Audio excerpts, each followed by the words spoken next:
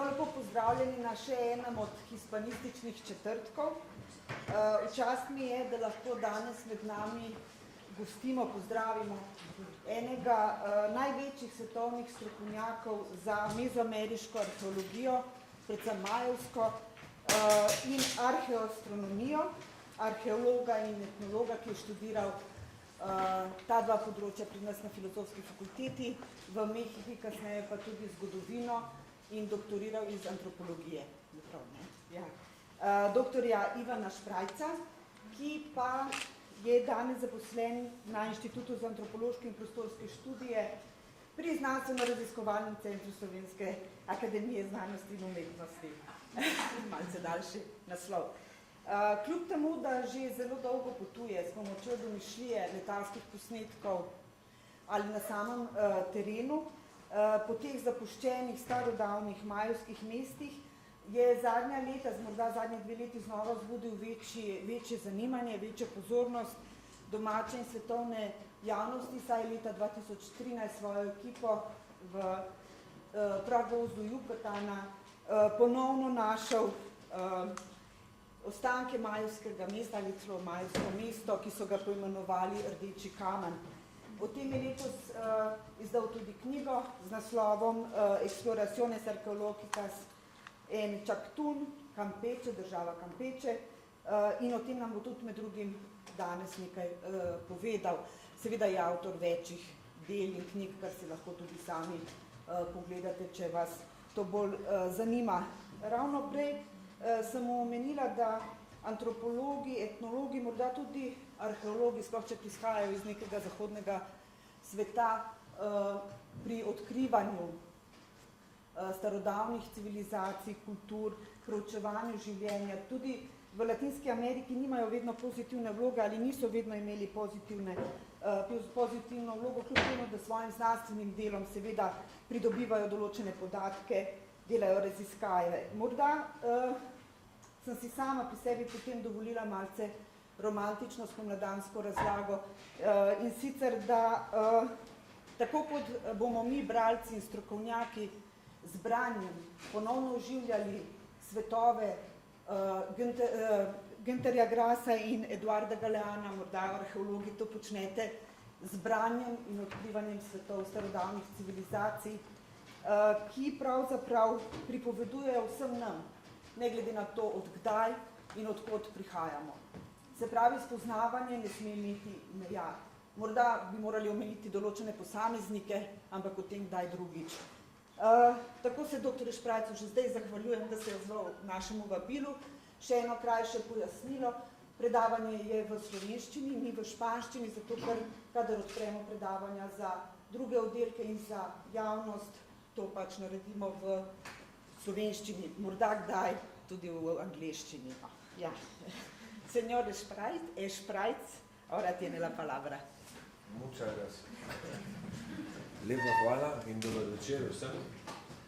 Ja, glede na ta obisk bi rekel, da so Maji zelo fascinantni, čeprav ne vem točno zakaj.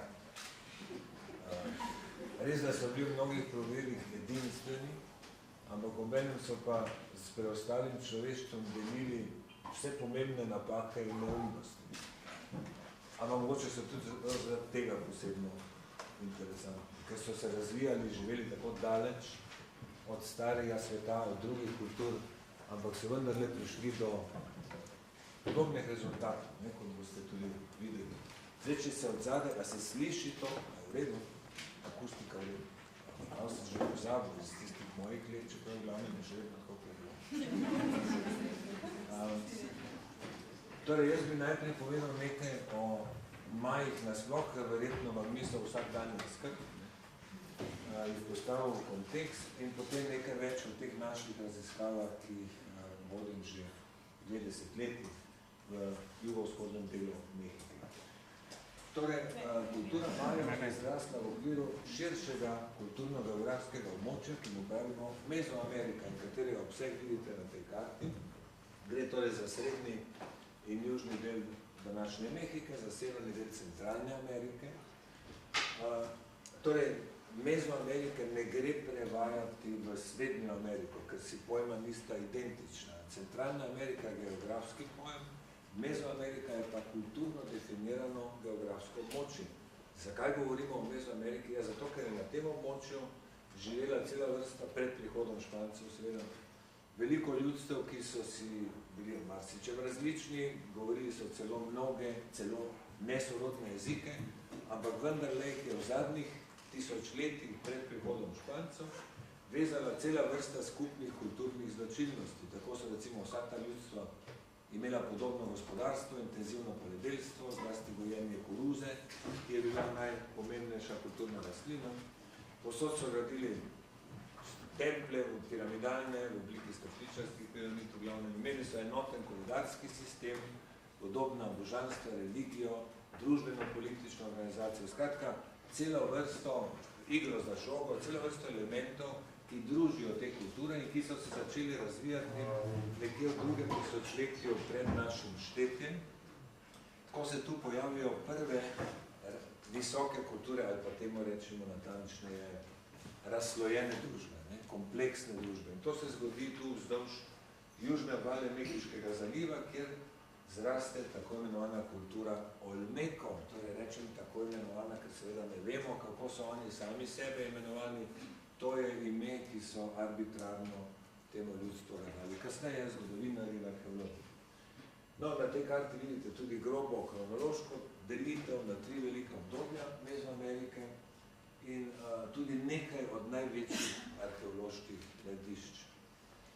Torej, za kulturo Olmekov so seveda najbolj verjetno značilne te orjaške glave, ki jih je znanih tam okoli 20, več ton tehtajo, tam 16-20 ton, bazaltne glave, to so že tudi prva mesta, San Lorenzo, La Venta, recimo. No, kasneje, to je predklasično obdobje, kasneje se pa ti značilni mezoameriški elementi začnejo širiti proti zahodu in proti vzhodu in dosežejo v času osvojitve, torej v začetku 16. stoletja, obseg, Mezoamerika doseže obseg, kakršnega vidite na tej karti. Torej, najbolj znana ljudstva so verjetno Azteki in Maji. Zdaj, Azteki predvsem zato, ker so z njimi imeli opravka Španci, ko so prišli v začetku 16. stoletja, so imeli največ dela seveda z njimi, ker je bilo treba pokoriti, deliti, trajala osvojitev in so o njih zaradi tega tudi največ pisali in zato o njih veliko vemo, niso pa bili nikakor najpomembnejše mezoameriško ljudstvo. Azteki so prišli v Srednjo Mehiko šele nekje 12. stoletje in se kasneje mezoamerikanizirali, recimo, akulturirali in so pravzaprav samo zadnji dediči te dolge mezoameriške tradicije. No, druga ljudstva seveda je veliko, Tolteki, Mišteki, Zapoteki in zdaj jaz seveda ne bom govoril toliko o preostali Mezoameriki, ker je to tako, kot če bi pa tu 2 ura vzel v celem rimskem imperiju od republike do propada. Se bomo osredotočili na Maje, torej na ljudstva, ki so živela pa tu v jugovzhodnem delu Mezoamerike in ki jih danes imenujemo skupnim imenom Maja. Torej, samo ime Maja izhaja pravzaprav iz jezika. S tem imenom so označevali in še danes označujejo svoj jezik domačini, ki živijo na severnem in vzhodnem delu polotoka Yucatana in so o tem na tak način izvedeli Španci. Šele kasneje, šele nekje v 19. stoletju se je pa to ime začelo uporabljati kot nekakšno kolektivno ime za vsa ljudstva, ki so na tem koncu Mezoamerike ustvarila sorazmerno enotno kulturo. Čeprav danes se še vedno govori okrog 25 jezikov, ki spadajo v majevsko jezikovno družino, to so seveda sorodni jeziki, tako slovanski, romanski recimo, in verjetno je ta diverziteta, mogoče ne v takšni meri, ampak vendarle obstajala že v predšpanskem obdobju, čeprav je bila takrat lingua franca, oziroma jezik, ki ga je ohranjen v največ napisal, je bil jezik čol, torej jezik, ki se imenuje čol, eden od jezikov majevske jezikovne družine. Torej, območje Majo obsega okrog 400.000 kvadratnih kilometrov in se deli na 2 veliki fiziografsko gledano območje. Na jugu imamo ta obsežna višavja, v glavnem vulkanskega izvora, ki se raztezajo od mehiške zvezne države Chiapas proti jugovzhodu čez Guatemala, Honduras, torej Salvador do Hondurasa, na severu pa ta obsežni polotok Yucatan, ki je pa apnenčasta plošča terciarnega izvora, zaradi česar so tu zelo pogosti kraški pojavi, površinskih vodnih tokov, tako rekoč ni, veliko jam, skratka, to je kras, samo da je pač manj orografsko razgiban, kot je naš. In ravno ta naravna raznolikost oziroma sestavljenost iz dveh tako različnih območij je bil seveda prvi pogoj, oziroma te naravne razmere so pravzaprav odločilno prispevale, da je bila kultura Majev takšna, kot je bila. Trgovina je bila živahna med temi območji, marsikaj, recimo vulkanske kamnine, ki so na jugu, jih na severu ni. Mnoge poljščine je seveda bilo mogoče pridelati na severu, kakao in tako naprej. Sol je prihajala iz severa, niso pa mogli na severu narediti nobenega orodja, niti orožja, če ni bilo trgovine, ker niso imeli nobenega pametnega kamna, razen sem pa tja malo kremena. No, to bomo še videli kasneje.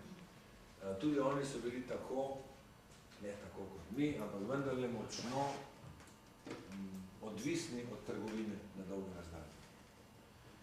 No, kdaj se začne ta kultura Majev oblikovati? Kultura Majev, to, kar kasneje karakterizira kulturo Majev, nekje okrog leta 1000, malo pred tem mogoče, druga polovica drugega tisočletja pred našim štetjem. Najprej so poseljene obale, pacifiška obala, obala polotoka Yucatana. Zakaj? Ja, zato, ker so omogočali ne samo poljedelstvo, tu so seveda se iz hribov stekajo reke, temveč tudi ribolov. In tu najdemo v prvem tisočletju pred našim štetjem nekatera pomembna radišča, Ixapa, El Porton, Vilča, Čuapa, mnoga druga. Istočasno seveda se poseljujejo tudi že obale polotoka Yucatana. Jaz sem seveda samo nekaj primerov pokazal. Serros je eno tako radišče že značilnim templjem in to ikonografijo, ki jo imamo, deževno-zemeljska božanstva, značilno podobljena. Ko se pa te obale zapolnijo nekje tam v prvi polovici prvega tisočletja pred našim štetjem, jasno, ker je bilo okolje primerno, ugodno in prebivalstvo naraščalo in je dosegla ta naravni ambient, je pač nekje dosegel mejo, ne? Toliko ljudi je lahko preživel, več pa ne. In v takih primerih sta možni samo, dobro, recimo 3 rešitve, ampak en sklop rešitev je destruktiven, drugi je pa konstruktiven. Ne? Destruktivni so recimo ubijanje starcev, infanticid, otroke ponekod tudi ubijajo, ker pač nočejo demografskega priraščanja. Drugi destruktivni način so vojne, kar nimam doma, bom vzel sosedu, ampak to je seveda zopet ima dolgoročno negativne posledice. Konstruktivni način je pa ali intenziviram proizvodnjo, da bo več pridelka, ali se pa odselim. Ne? Problem je, če se nimam kam odseliti. Ja. To je marsikaj bil problem in je ostala samo destrukcija ali intenziviranje proizvodnje. V tem primeru je bil problem na pol. Ni bilo, da niso imeli kam iti, ampak je bilo, okolje je bilo težavno. Namreč ta notranjost je seveda tropski gozd, popolnoma predaščen s tropskim gozdom, ki si ga mogoče predstavljamo kot zelo prijazen biotop, izobilje. To je mogoče amazonska džungla, tam vsekakor ne, zaradi tega, kar sem že omenil. Površin voda je tu vedno problem. Edini naravni viri vode so jezerca, kakršno boste videli, naravna jezerca, ki se pa v sušni dobi običajno izsušijo. Samo 2 letna časa sta tu. Deževna doba od maja do novembra nekje in druga polovica je sušna doba.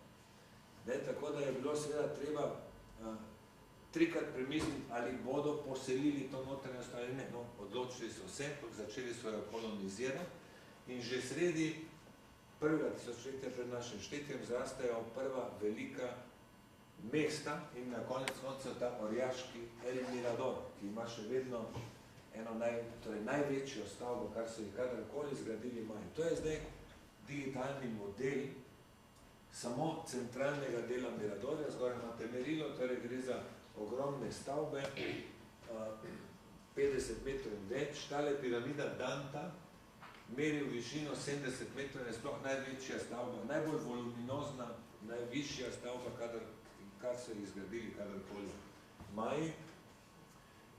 To je pa seveda samo eden od odsevov zelo kompleksne družbeno-politične organizacije. Vse kaže, da je ravno to neugodno okolje, ne zelo primerno naravno okolje, prispevalo k temu, k centralizaciji oblasti. Torej, treba je bilo mnoga dela primerno koordinirati. Namakalne naprave, izsuševalne naprave, zapovedeljstvo, gradnja zbiralnikov za vodo in tako naprej. Cela vrsta intenzivno povedeljstvo, terase, cela vrsta dejavnosti, ki so terjale centralizirano oblast. To pa seveda pripomore k jačanju države, ki ima seveda negativne posledice, absolutizem, povedal kasneje.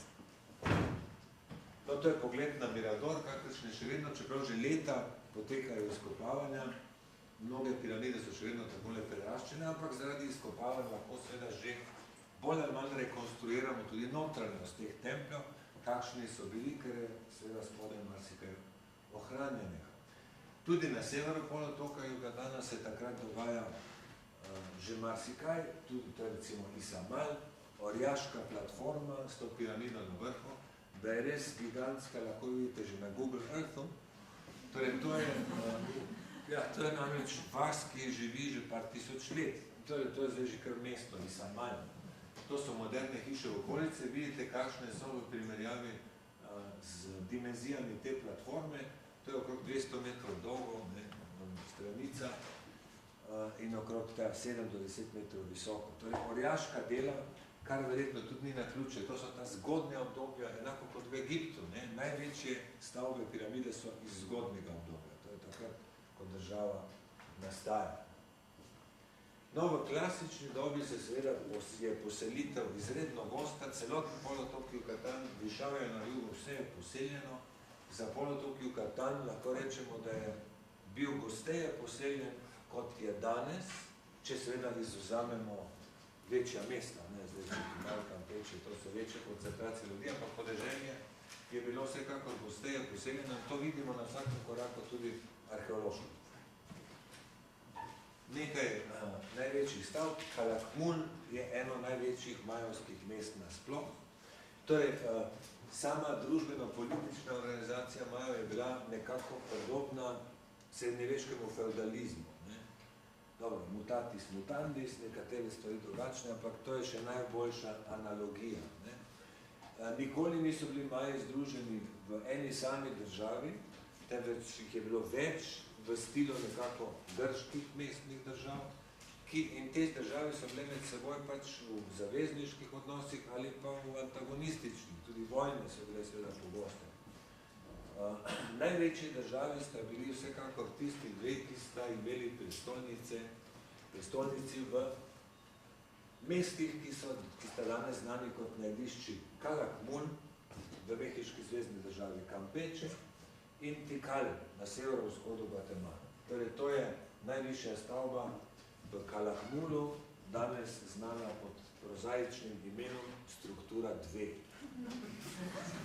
No, to je pa struktura 1. Druga največja piramida, skoraj 50 metrov. Torej, kaj imamo?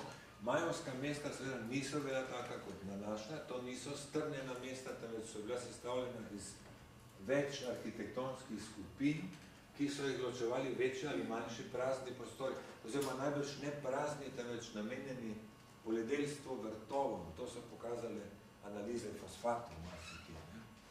In te arhitektonske skupine v centrih so bile pa seveda sestavljene iz templjev, palač, ki so bile bodisi rezidenčne, bodisi upravne stavbe, mestna hiša, razne obredni prostori, javni prostori. In to je recimo palača enega od zgodnih vladarjev tam iz 5. stoletja v Tikalu, na severovzhodu današnjega Gvatemala. In Calakmul in Tikal sta si bila vedno v laseh, spreminjajočo se srečo. Palenke, eno najlepših, pač po pričevanjih mnogih, oziroma po mnenju mnogih najdišč v mehiški državi Chiapas, tu v ozadju znameniti tempelj napisov, kjer je bila leta 1952 najdena grobnica vladarja Pakala v sarkofagu z razkošno opravo, žarastimi maskami in podobno. No, tu je pa kompleks palač, zadaj še nekaj templjev, to je seveda najdišče, ki je že odprto za publiko. No, Maji so poznali obok, celo pravi obok so poznali, ne? Ampak ga poznamo samo v dveh primerih. Vedno so sicer uporabljali tak lažni obok, kakršen je bil tudi v Evropi in v starem svetu, v navadi, v rabi, vse do takrat, ko so Rimljani uvedli množično uporabo pravega oboka. Ne? Torej, pravi obok ima seveda fizikalno drugačen princip, gre za kamne, ki sestavljajo lok in po katerih se teža vse te arhitekturne mase porazdeli, medtem ko lažni obok je pa narejen tako, da se na podporne zidove postavljajo vrste kamnov, vsaka naslednja vrsta je bliže, sta si bliže vsak sebi, dokler potem niste to blizu, da lahko prekrijejo zelo vrsto ploščatih kamnov. Zdaj, ti oboki so sicer malo bolj potresno varni, zato ker se ne sesuje cela stavba, lahko se samo obok. Ampak ne omogočajo tem velikih prostorov, ker če hočemo imeti obsežen prostor, pa je treba imeti blazno višino v tem oboku, ne, ker drugače ne moramo tega premostiti. No, v glavnem so te lažne oboke uporabljali, marsikje so ne ravno množično, ampak precej primerov imamo teh stenskih slikarij, najbolj znamenite so gotovo v Bonapaku, v mehiški državi Chiapas, ki seveda prikazujejo, vedno je tu pač elita, vladarji, plemiči, ki se seveda hvalijo z raznimi ujetniki. Recimo spole vidite, to so pač ujetniki, ki jih bodo verjetno žrtvovali. Na mnogih stavbah so ohranjene štukature, ki predstavljajo včasih vladarje, velikokrat pa seveda božanstva. Predvsem pomemben je bil bog dežja, bog zemlje, torej božanstva, ki so je bila pomembna za preživetje. No, take stele oziroma ploščato obdelane kamne najdemo tudi zlasti v nižavjih zelo pogosto. In tudi te predstavljajo vladarje, pripadnike njihovih družin. Opremljene so tudi s hieroglifskimi napisi.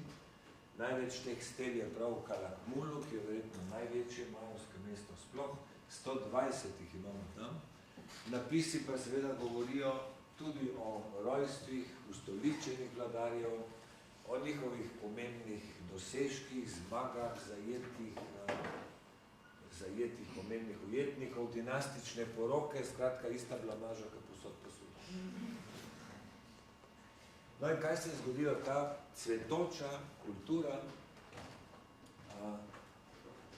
je živela seveda več stolet, to v klasični dobi, ampak v pičlih 200 letih, tam od 800 do 1000, je bilo 99% majevskih naselij, ne samo mesta, več tudi manjših naselij, v nižavjih, v osrednjih in južnih nižavjih polotoka Yucatana, opuščenih.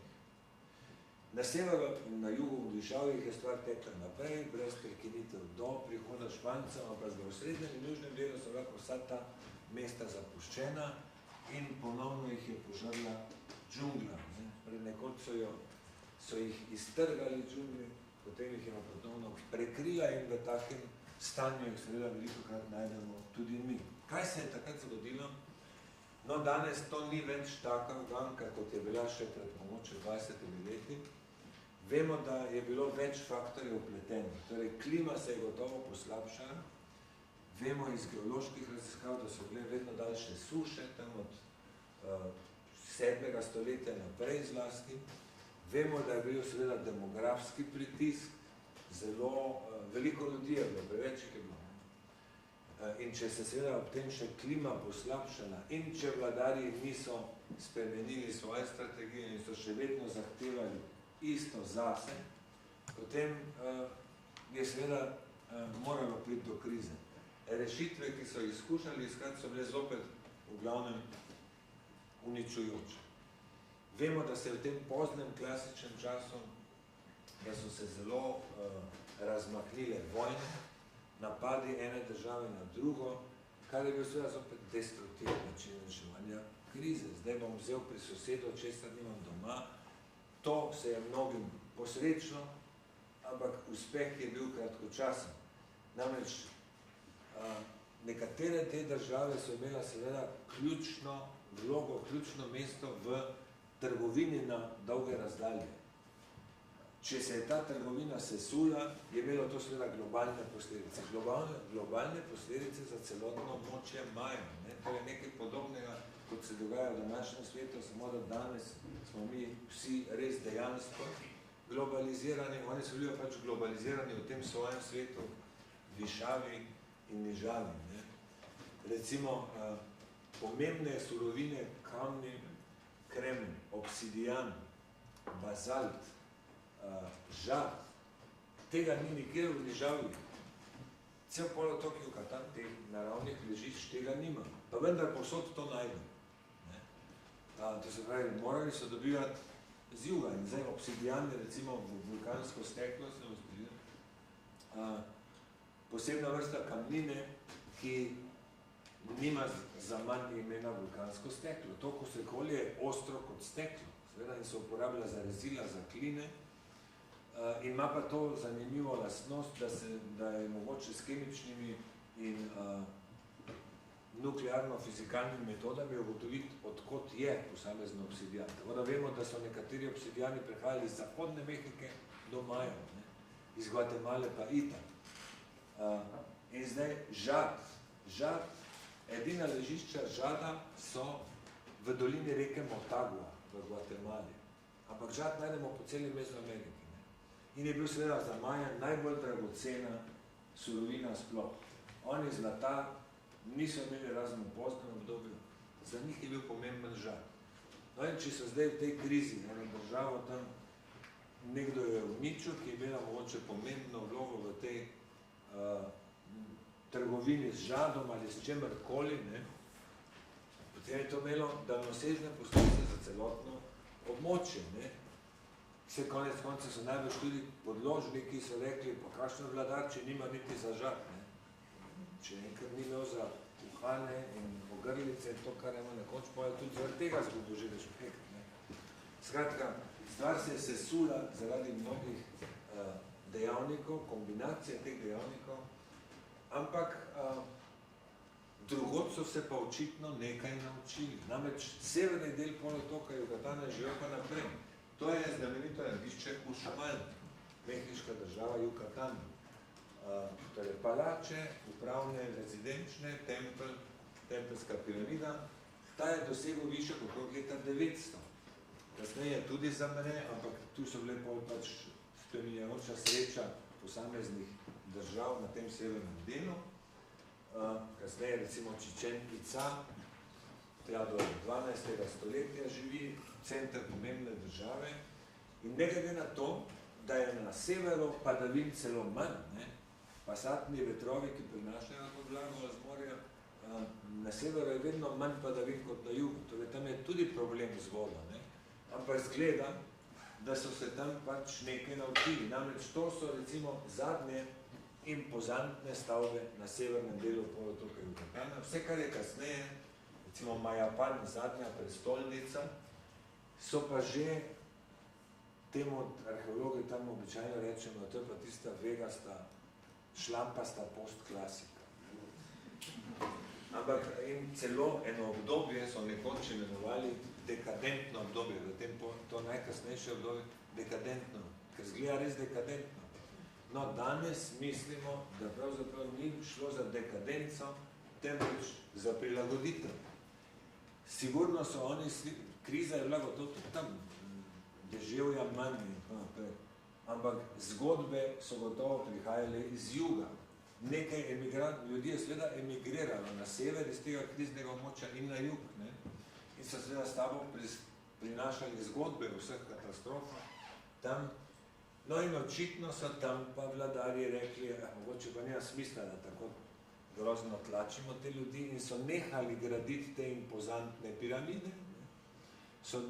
templji so malo bolj skromni, malo manj je tega mrtvega kapitala in celo iz pisanih virov, iz časa osvojitve, vemo, da je bila oblast malo manj absolutistična, bolj porazdeljena med več, seveda je bila to plemstvo, ampak malo manj zatiralska očitno. Tako da to najbrž ni bila dekadenca, temveč je bila prilagoditev, ki jo mi vidimo seveda kot primerjavi s tem bliščem klasike, kot manj impozantno, ampak ljudem je bilo pa najbrž malo boljš. Mogoče bi naše politike lahko tja postavili. Pa ne sam naše. No in za eno zelo poznih mest, na tega so še Španci naleteli, je Tulum na Karibski obali, to je sicer tudi najbolj obiskano, ali eno najbolj obiskanih mehiških arheoloških najdišč, pa ne zaradi vegaste pop klasike, temveč zato, ker je na Karibski obali.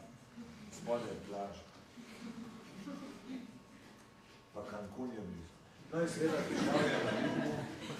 Višnavlja na jugu seveda živijo naprej, brez kakih večjih doktor, imamo vse do prihoda Špancev. No,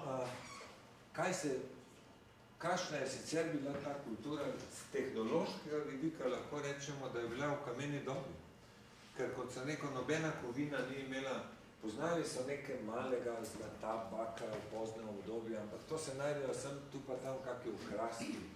Sicer je bilo vse orodje in orožje iz kamna, lesa in kosti. Kamen seveda kremen, kot vidite to sulično os, no to je recimo vulkansko steklo, obsidian, ki je sorazmerno redek, ne proizvede ga vsak vulkan. Morajo biti pač določeni pogoji, da se tako preoblikuje ta lava ali karkoli že bruha iz zemlje. In 2-3 najdišča so v Gvatemali, nekaj v Srednji Mehiki, na zahodu pa po koncu. In od tam so seveda lifrali ves ta material kamor pol. Pa seveda razni bazalti, roženci, ki jih tudi ni v nižavi. Žad samo v porečju reke Motagua, v Gvatemali, in tu samo imamo te žadove maske v grobovih vladarjev posod po nižavi. No, Maji niso imeli nobenih posebnih grobišč, pokopavali, tako kot večina Mezoamerike, pokopavali so pod tla hiš in seveda dostojanstvenike, vladarje pa pod tla palač ali celo templjev, kot recimo pod katedrale v Evropi. Kaj so pridatki? Polikromna keramika, to je vse od začetka klasične dobe keramika večbarvna, polikromna, prikazuje razne mitološke prizore. Maji so seveda imeli pisavo, bili so edino predkolumbovsko ljudstvo, ki je imelo pravo fonetično pisavo.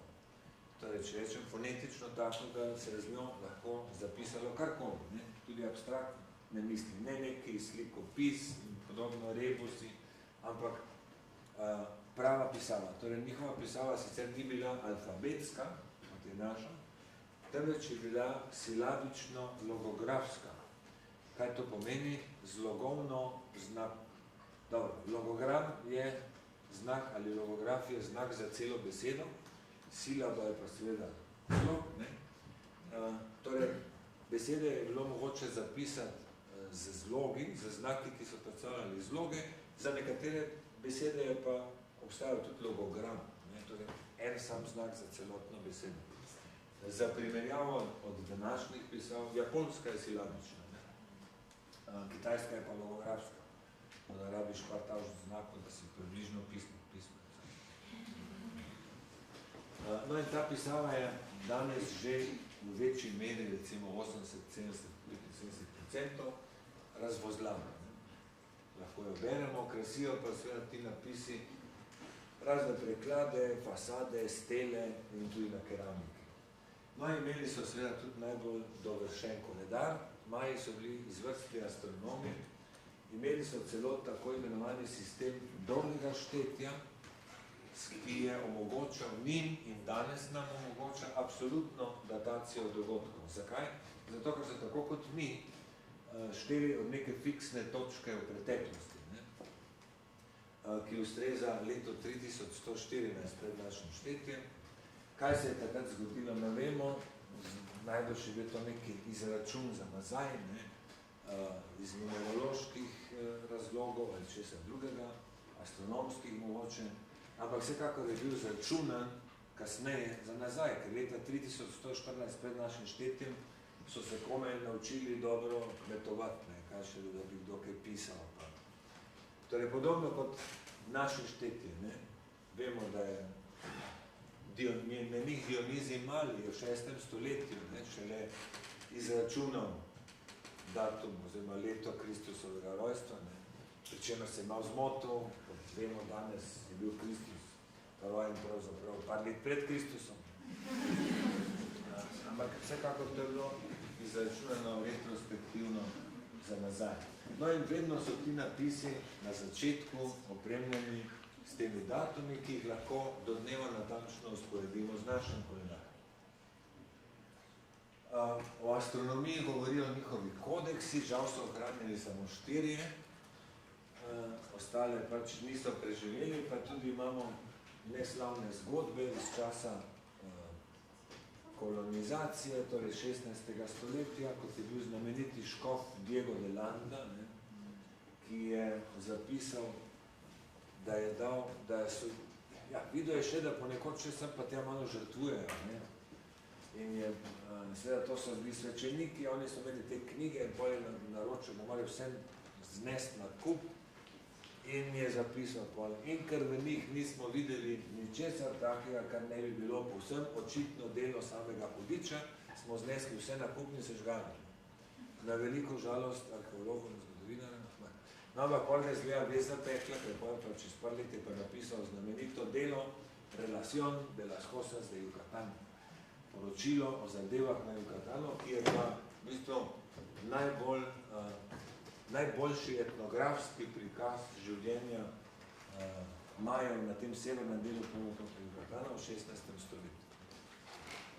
No, ampak preživeli so, razen tega seveda tisto, če so bili kdaj pridani v grobove, so pa največ propadni, ker to je papir bil, ne, papir so poznali iz ljubja ene vrste drevesa, in je to seveda propadlo v tej tropski klimi. No, 4 so vendarle preživeli, to je znameniti Dresdenski kodeks in sicer ena stran lunarne tabele ali tabele Mrkov. Kako vemo, da gre za tabelo Mrkov? Je zato, ker so spodaj številke, ki ustrezajo tipičnim intervalom Mrkov, v katerih se ponavljajo Mrki.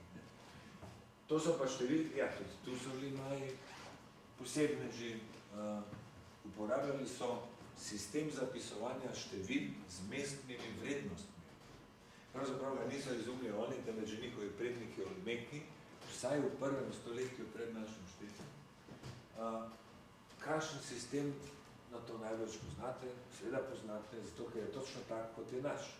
Samo na naše desetiški mi uporabljamo 10 števk ali cifr od 0 do 9, ne? In potence, oziroma mestne vrednosti v naših številih so enice, desetice, tisočice, se pravi potence števila 10, njihov je bil pa 20 števil. Uporabljali so 20 števil od 0 do 19 in mestne vrednosti so bile potence števila 20. Ne? No, in števke so pa na najbolj preprost način zapisovali s pikami in črtami, vsaka pika je bila 1, vsaka črta je bila 5, tako da tu imamo 8, tole recimo 17, ne, nična je bila naprerezana školjka, ampak zdaj to je seveda, pa je pa še bolj ezoterični način, profili božanstva s posebnimi karakteristikami, so bile tudi številke, ampak to je zdaj seveda posebna tema, ki se ji ne bomo posvečali, ampak verjetno je ravno ta način zapisovanja števil njim omogočal te silne astronomske kalkulacije. Ker s takimi števili, tako kot z našimi, lahko res napišemo karkoli, ne, astronomska števila, ne pa recimo z rimskimi številkami. Zdaj si pa zamislite, probajte zapisati z rimskimi številkami 1.800.526, pa še sešteti. Tako da ni čudno, da Rimljani so bili odlični arhitekti, vojskovodje in še kaj, ampak o koledarju in astronomiji niso imeli pojma. Vse, kar so oni, to je, Arhimed je bil tam, ne, grški službi, oni niso to. Julij Cezar, ki je koledar reformiral, je Egipčana, Sosigena je vprašal, kako to narediti, ne. Je on rekel, to je pa enostavno, ti sam vsako 4. leto. Leto mora imeti prvič 365 dni, ne pa tako zmedo, da imate vi enkrat toliko, enkrat. V Rimu ni več funkcionirano, ne zaradi tega Julij Cezar reformiral.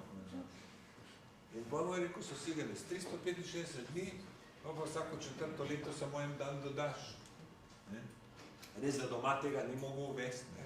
V Egiptu niso nikoli delali prestopnih let, ker je bila premočna tradicija, samo 365 na leta. Ja, noben ni prerok doma. No, ampak Cezar je pa to vedel, čeprav so se pa spet zmotili. Namesto vsako 4. leto so dodajali en dan vsako 3. leto, ker so imeli inkluzivni način štetja, kar se še vedno ohranja, to je pa za romaniste zanimivo. Kako rečejo, ne vem, v Španiji tudi rečejo, da je oje nočo. Ja, v Latinski Ameriki čez teden dni se vidimo, nazvemo, da je oje nočo. Čez 8 dni. Ja, zato, ker inkluzivno štejejo, ne? Teden ima za njih 8 dni. Kar pomeni, koliko je od danes do jutri? 2 dni. Danes pa jutri. In tako da so se, oni so to narobe interkalirali, ne? In je šele avgust pogrutal, da je nekaj narobe, no pa tisti nekaj so preskočili. Od takrat naprej je pa koledar funkcional. No, ampak to je samo nekaj primerov, kako dejansko že zaradi samega številskega sistema očitno Rimljani pač niso bili sposobni za nekaj pametnega zračuna. S takim sistemom so pa seveda lahko. Zdaj, kar je tudi zanimivo, ne? Ameriške kulture so pravzaprav vedno malo zamaknjene za tistimi iz starega sveta. Poljedelstvo se začne malo kasneje v Mezoameriki, države prve nastanejo malo kasneje, ne? Kot recimo Sumer, ampak v tem primeru imajo pa primat. Torej, najstarejše število zapisano v tem sistemu je olmeški datum, ki pade v leto 36 pred našim štetjem. V Indiji je pa ta sistem z mestnimi vrednostmi nastal šele v nekje v 4. 5. stoletju našega štetja. Kompletno zničilo, mislim, da je zapisan prvi datum šele nekje v 8. stoletju in ga seveda potem mi preko Arabcev dobimo v Evropo. Se pravi, vsem prednjačijo Evropa v tehnologiji, ampak v tem pa ne. Tu imajo pa primat neka kultura, ki predstavlja slepo ulico v razvoju človeštva, ker je bil njen razvoj nasilno prekinjen. Dobro, zdaj, to je bil manjši ekskurs. In kje se še odraža astronomsko znanje v samih orientacijah v arhitekturi? To je tudi sicer moja tema, ampak to seveda terja posebno predavanje. Skoraj vse pomembne stavbe so astronomsko orientirane. Pomembne datume v letu, nekatere na Venero, nekatere na Luno ali še kaj. Torej, zdaj pa preidimo na to naše delo, to bi bilo recimo nekaj nasploh v Majih, ne? Mi pa delamo na jugovzhodu Mehiške zvezdne države Campeche. Tu teče preko polotoka cesta, ki povezuje mesti Chetumal na Karibski obali in Escarsega, državi Campeche na zahodu. In na tem območju je bilo pred letom 1996 znanih samo toliko arheoloških najdišč. Večina teh, torej gre za ta konec od meji z Belizom in Guatemalom. In večino teh so odkrile 4 ekspedicije, ki jih je v 30 letih 20. stoletja vodil ameriški arheolog Karl Ruppert. Sponzorirala je pa Carnegie Institution v Washington. Izšla je tudi briljantna knjiga leta 1943, kjer so objavili svoje rezultate, ampak za njimi v te kraje ni šel več noben arheolog. Torej, razno Calakmul, kjer so začeli delati že v 80. letih, je danes odprt za obiskovalce. Ostala najdišča so bila pa izgubljena ponovno. Torej, Rupert je seveda objavljal tudi koordinate, ki pa niso bile vedno zelo natančne, ker so takrat ni bilo GPS-om, so morali astronomsko metodo meriti. To je trebalo par ur, da so lahko določili koordinate. In še tako, v enem primeru presenetljivo, v enem primeru so kiksnili 200 metrov. V drugih primerih je pa lahko par kilometrov napaka, kar ni problem, zato ker če kdorkoli je kdaj delal s teodolitom, kakšni so bili v tistem času, da tisti, ki si moral gledati z lupo na noni in če se zmotil za eno ločno minuto pri določanju širine, je bila to 1 morska milja, skoraj 2 kilometra, kar ni bil problem se zmotiti za eno. Skoraj izredni rezultati, no jaz itak imam veliko spoštovanja do Ruperta, ampak skratka, ta izdanišča so bila izgubljena in on sam pravi, da so oni dokumentirali samo nekatera od največjih arheoloških najdišč. Predvsem tista, kjer je bila stoječa arhitektura, napis in to.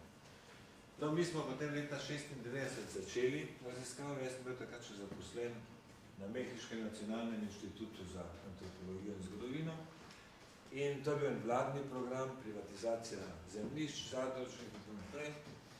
In je bila pač iniciativa države, da plača tudi raziskave, ki so na območjih, ki so bila slabo raziskana. Medtem je bil ta konec, jaz sem se javil, rekel, napiši projekt, sprejet, financiran, projekt, smo začeli. No, do zdaj v tem koncu, južno tiste ceste, smo opravili 7 sezon, našli smo okrog 80 najdišč, ponovno odkrili tista Rupertova, tudi skoraj vsa, ne še vsa. Torej, danes je seveda arheološka karta tega ozemlja bistveno drugačna. Med temi najdišči je seveda tudi nekaj velikih, vsaj kakih 15 velikih urbanih centrov z monumentalno arhitekturo, spomeniki, z napisi in tako naprej. Zdaj, če koga zanima, o tem sem tudi v slovenščini objavil to bolj poljudno knjigo, ker sicer pa seveda strokovno v slovenščini ne pišem, ker nimam publike. Kakšna je pokrajina, to so nižavja, kot omenil, torej drevla, dreves, vse mogočih sort. Zelo zanimivo je tole sapote. Iz lubja se namreč dobiva smola za pridobivanje, za izdelavo žvečilnega gumija. Torej, to ni kavčukovec, to je druga vrsta. In kakorkoli se nam mogoče danes to hecno sliši, to je bila v prvi polovici, zbiranje te smole je bila na tem koncu ena najpomembnejših, ali pa sploh na tem koncu najpomembnejša ekonomska dejavnost.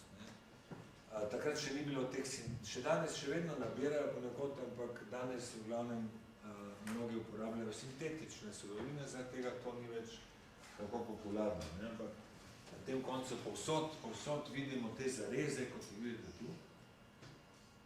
Se vidi, ali se da kaj zmanjšati. Kako vidite? Torej, jezerca, če voda je, imamo srečo, ponekod je. Zdaj, to seveda niso kakšne peščene plaže, to je vse blato, ki treba po nekaj hlode da čez, da sploh pridemo. Favne ne manjka, 4 vrste strupenih kačer tu, tam je ta ravno eno klopotačo spalo, kakšen krokodil se še najde, če je voda. Tapirji so sicer zelo prijazni, ampak so to že take mase, da treba malo paziti. Če postaviš tabor na njegovo pot, on se ne umakne, on pride in pomedra. Če je rastlinojedec, ampak je pa to komar. Tako kot malo defekten slon. Opice, najbolj zanimive seveda, 2 vrsti živita, obešalke, kakršna je ta, pa driskači so tu. Te so hecne živali, ampak tele so tečne. Obešalke zato, ker imajo primalni rep, ker se z njim obešajo, skačajo. Ampak so tečne, te ne marajo vsiljivce in ko mi pridemo, pol vedno tam neke veje trgajo, pa metavajo, predvsem pa začnejo vse izločati. Kar zna biti neugodno, zlasti že kaj skice delamo, tiske papiramo.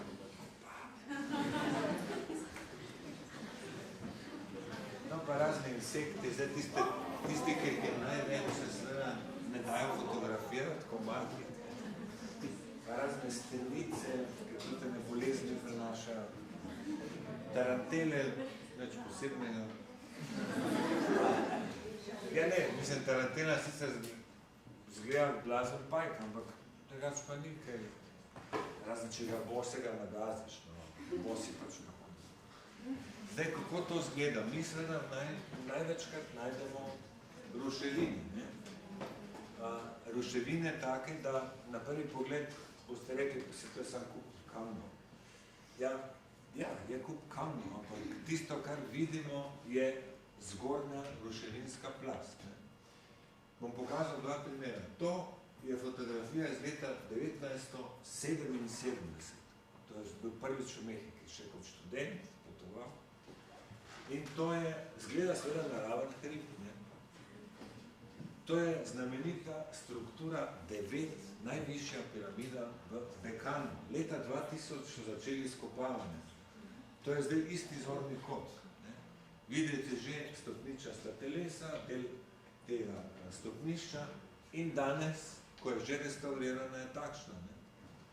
Torej, seveda so stvari velikokrat porušene, zlasti gornji deli, zaradi vegetacije in vsega tega, ampak zgornji deli najprej padejo in to kamenje potem spodne dele celo zaščiti. Tako da pri izkopavanjih se praviloma najdejo mnoge stvari, tudi spodne faze, okrasje štukatur in vse to. No in še en primer, piramida v Ecnaju, to je proti severozahodu, tudi Kampeče. Če ste tudi leta 77, ko sem se postavil na vrh, torej ta je bila že restaurirana, pogled proti zahodu. Tu v ozadju se vidi eno podolgovata groblja, se vidi, vsa preraščena. Ja, danes to zgleda tako, ne? Torej, to je bila ena podolgovata platforma s stopniščem, gornji deli, kjer so lepa sobe, tudi so cela vrsta sob, z temi svojimi vhodi so pa porušeni. Ja. No in seveda tako, na tak način mi najdemo te večino nastavljene. Stoječe arhitekture je zelo malo. V glavnem so naše raziskave osredotočene na večja najdišča, ker nam seveda dajo največ informacij. Mi samo površinske preglede delamo, izkopavanja samo tisto, kar je najnujnejše. In te površinske preglede pa seveda dajo te večje najdišča prve znatne informacije. Tu so tudi napisi in s temi podatki pa lahko seveda tudi naši kolegi kasneje načrtujejo bolj intenzivne raziskave na enem najdišču ali na enem območju. Seveda pa s potoma, ko hodimo, pa seveda dokumentiramo, zrišemo tudi kakšna manjša najdišča, torej manjše ostanke, ki jih je pa povsod polno. To je recimo skica ene skupine tipičnih naselbinskih ostankov, hiš. Maji so običajno gradili hiše okrog nekih atrijev, tako da so z vseh 4 strani ali samo iz 3 in na večjih ali manjših ploščadih. Te hiše so očitno v rabi že par tisoč let, ker še danes so zelo podobne tistim, ki se arheološko najdejo. V Šmalu imamo celo upodobitve teh preprostih hiš, ki so bile seveda tu, zidovi so bili iz kamno, kritina pri preprostih hiš ni bila obokana, ampak je bila iz palmovega listja. In to so danes, take hiše najdete povsod, torej ne povsod, ampak marsikje še pa sploh, sploh pa na državi Jukatan. Torej, deloma zid, gore kar šibje, lahko je včasih ometano, tako kot prekmurske butane hiše, in kritina iz palmovega listja. No, to je pa zdaj nekaj za romaniste, ortografija. Torej, to je ena restauracija bila, ki so jo hoteli poimenovati restaurant Barbekan, Observatorio Maja, ampak oni so napišali Observatorio Maja. Ta disleksija je zelo pogosta. No in večje najdišča seveda skartiramo s totalno postajo, s teodolitom elektronskim in potem naredimo tudi takele računalniške modele. To je osrednji del 3 arhitektonske skupine enega največjih naših najdišč, Jašnoka, iz predklasične dobe. A ja, zakaj Jašnoka? Ja. Mi seveda tu nimamo nobenih ledinskih imen, to je v biosferi, to je velik del našega območja, je zaščiten naravni park, Kalakmulska biosfera, ki je vsem brez populacije, prepovedano je poseljevanje, karkoli izkoriščanje naravnih virov in seveda tam ni nobenih ledinskih imen, ne vemo, kako se imenuje. In po tradiciji, ne, že Rupert je to počel, po tradiciji pač damo najdišču eno ime, ki namiguje na kakšno karakteristiko, ali pa celo na okoliščine pri odkritju. Ne. Lahko je to špansko, pa še bolj nobel zveni, če je kar v majevskem jeziku. Ker za zelo malo mest, za nekaj jih vemo, no, ker nekaj jih je, ampak v bistvu za mnoga ne vemo, kako so se imenovala, ker pač ni dovolj napisov ohranjenih. In si pač moramo mi nekaj izmislimo. In zdaj recimo Karl Rupert je eno svojih najdišč imenoval Ušul, kar pomeni konec, zato ker je bilo to njihovo zadnje najdišče sezone 1934. Tole je bilo pa naše prvo v sezoni 2004, pa smo ga zato poimenovali prvo veliko mesto, Jašnoka. Ja, to malo bolj duhovito zveni, kot pa da bi dali neke šifre, kaj za kode, najdišče 552/13. No, predklasična zadeva, o čemer nam govori seveda površinska keramika, ki jo najdemo, pa tu že sama arhitektura, recimo tele take piramide, ki imajo zgoraj 3 stavbe, eno večjo, pa te lateralni 2 manjši, to je prav značilno za pozno preklasično obdobje, tam od 3. stoletja pred našim štetjem do 2. našega štetja. In to tudi keramika potrjuje. To so tako imenovane triadne skupine, kot jih imenujemo, to je še en tak primer. No, kot sem omenil, zelo malokrat najdemo še stoječe zidove, arhitekturo ponekod pa vendarle, to je en tak primer. No, najdišče smo poimenovali Čejok Olna, kar pomeni drevo na hiši, pa ugante zakaj. No, še ena fasada z nekimi štukaturami ohranjenimi na nekem drugem najdišču, torej nekaj takih ostankov arhitektonskih je, no tu so seveda tudi jame, kraški teren in jame so vedno tudi prostori nebivalni, ker pač to ni bil več kultura jamskih ljudi, temveč jame so bili vhodi v podzemlje. V jamah je velikokrat voda, predvsem pa to vhod v zemljo. Zemlja je pa rodovitnost, iz zemlje vse zraste, v zemlji je voda in jame so ne samo pri majih, temveč povsod po svetu, so jame svete. Ne? Spomnite se samo pri nas, recimo, znameniti škocijanski depo. Ne? Več 100 let so v prazgodovini metali predmete v škocijanske jame, tam blazen depo. In marsikdaj najdemo celo konstrukcije v teh jamah in seveda ostanke obredov, pokopi so včasih. No, eno zanimivo, kaj najdemo na teh večjih najdiščih, seveda stele in oltarje z napisi, reliefi, ki prikazujejo vladarje, napisi in datumi. No, na tej steli je datum 8.18.00, to je konec enega 20-letnega obdobja, zato je tako okrogli datum, ne, tudi oni so radi obeleževali te okrogle datume z ničnami, tako kot mi 2000, ne, spomnite se, kakšni cirkusi.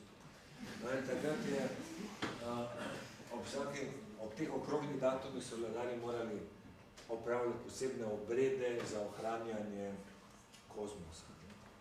No, in ko smo mi to prebrali, smo ugotovili, da gre seveda pod kalkulator, da je to leto 396 našega štetja, no, vene smo ugotovili, da smo našli najstarejši majevski datum v Mehiki. Torej, starejši majevski datum je v Gvatemali, v Tikali, ustreza leto 292 naših štetja. Ampak mi imamo zaenkrat rekord za Mehiko. Res pa, da ne vemo, kaj se je tam takrat zgodilo, ker vse ostalo je pa zlizano, tako da je samo datum. Aha, to je pa stela 17 v Ošpemulu, eno od najviških je odkril in prvi poročal Karl Rupert, mi smo jo ponovno našli leta 2004. veliko dobro ohranjenih spomenikov, ki seveda prikazujejo zopet vladarje, tale recimo opravljen kot čak, Bog dežjasta, božansko masko ima. Na njih so napisi, ki govorijo, da je Ošpemul nekako prevzel mesto Kalakmula. Kalakmul je bil dolgo časa najpomembnejše mesto na tem območju, ampak je doživel v poznem klasičnem obdobju dva odločilna poraza. Enega leta 695 in drugega dokončnega leta 736. Obakrat ga je premagal Tikal in od tega zadnjega si pol Kalakmul ni več pomogel. In očitno je pa pol se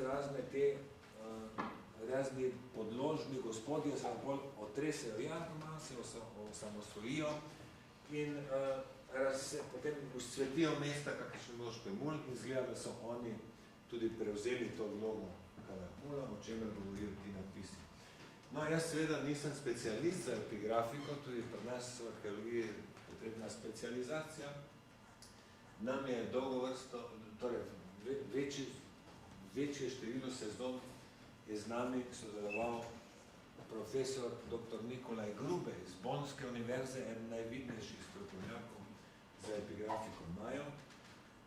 V zadnjih 2 sezonah nam to pomaga mehiški kolega, ker ima Nikolaj toliko dela na drugem najdišču, ki ga izkopavajo. Ja, v Šulu, tam, kjer smo bili, ker potem, ko smo ga mi ponovno spet odkrili, je zdaj Bonska univerza, tam pa že par let izkopava in ima večji projekt. Torej, to je bilo območje, ki smo ga v prvih 7 sezonah pregledali. V zadnjih 2 smo se pa premaknili severno od te ceste, ki teče čez polotok Jukatan. Tu je pa namreč območje, ki leži med dvema arheološko dobro znanima regijama, ki se imenujeta Čenes na severu in Riobek na jugu. Znani po svojih značilnih arhitekturnih slogih, ki živela v pozni klasični dobi, torej tam od 6. do 9. stoletja našega štetja. Vmes, med obema conama, je pa okrog 3000 kvadratnih kilometrov popolnoma praznih. Torej, nobeno arheološko najdišče ni bilo tam znano. Mi smo leta 2013 začeli s pregledi na tem koncu. To je severni del Kalakmulske biosfere, ki jo imate tu označeno, torej zdaj to je notranja regija, to je ta tamponska, periferna. In tu smo zdaj v teh zadnjih sezonah odkrili 3 najdišča, kar je tudi odmevamo, po mediji. Čeprav so razmerno blizu, torej 15 do 25 km od Špuhila, od kraja, ki je naše oskrbovalno središče tudi sicer.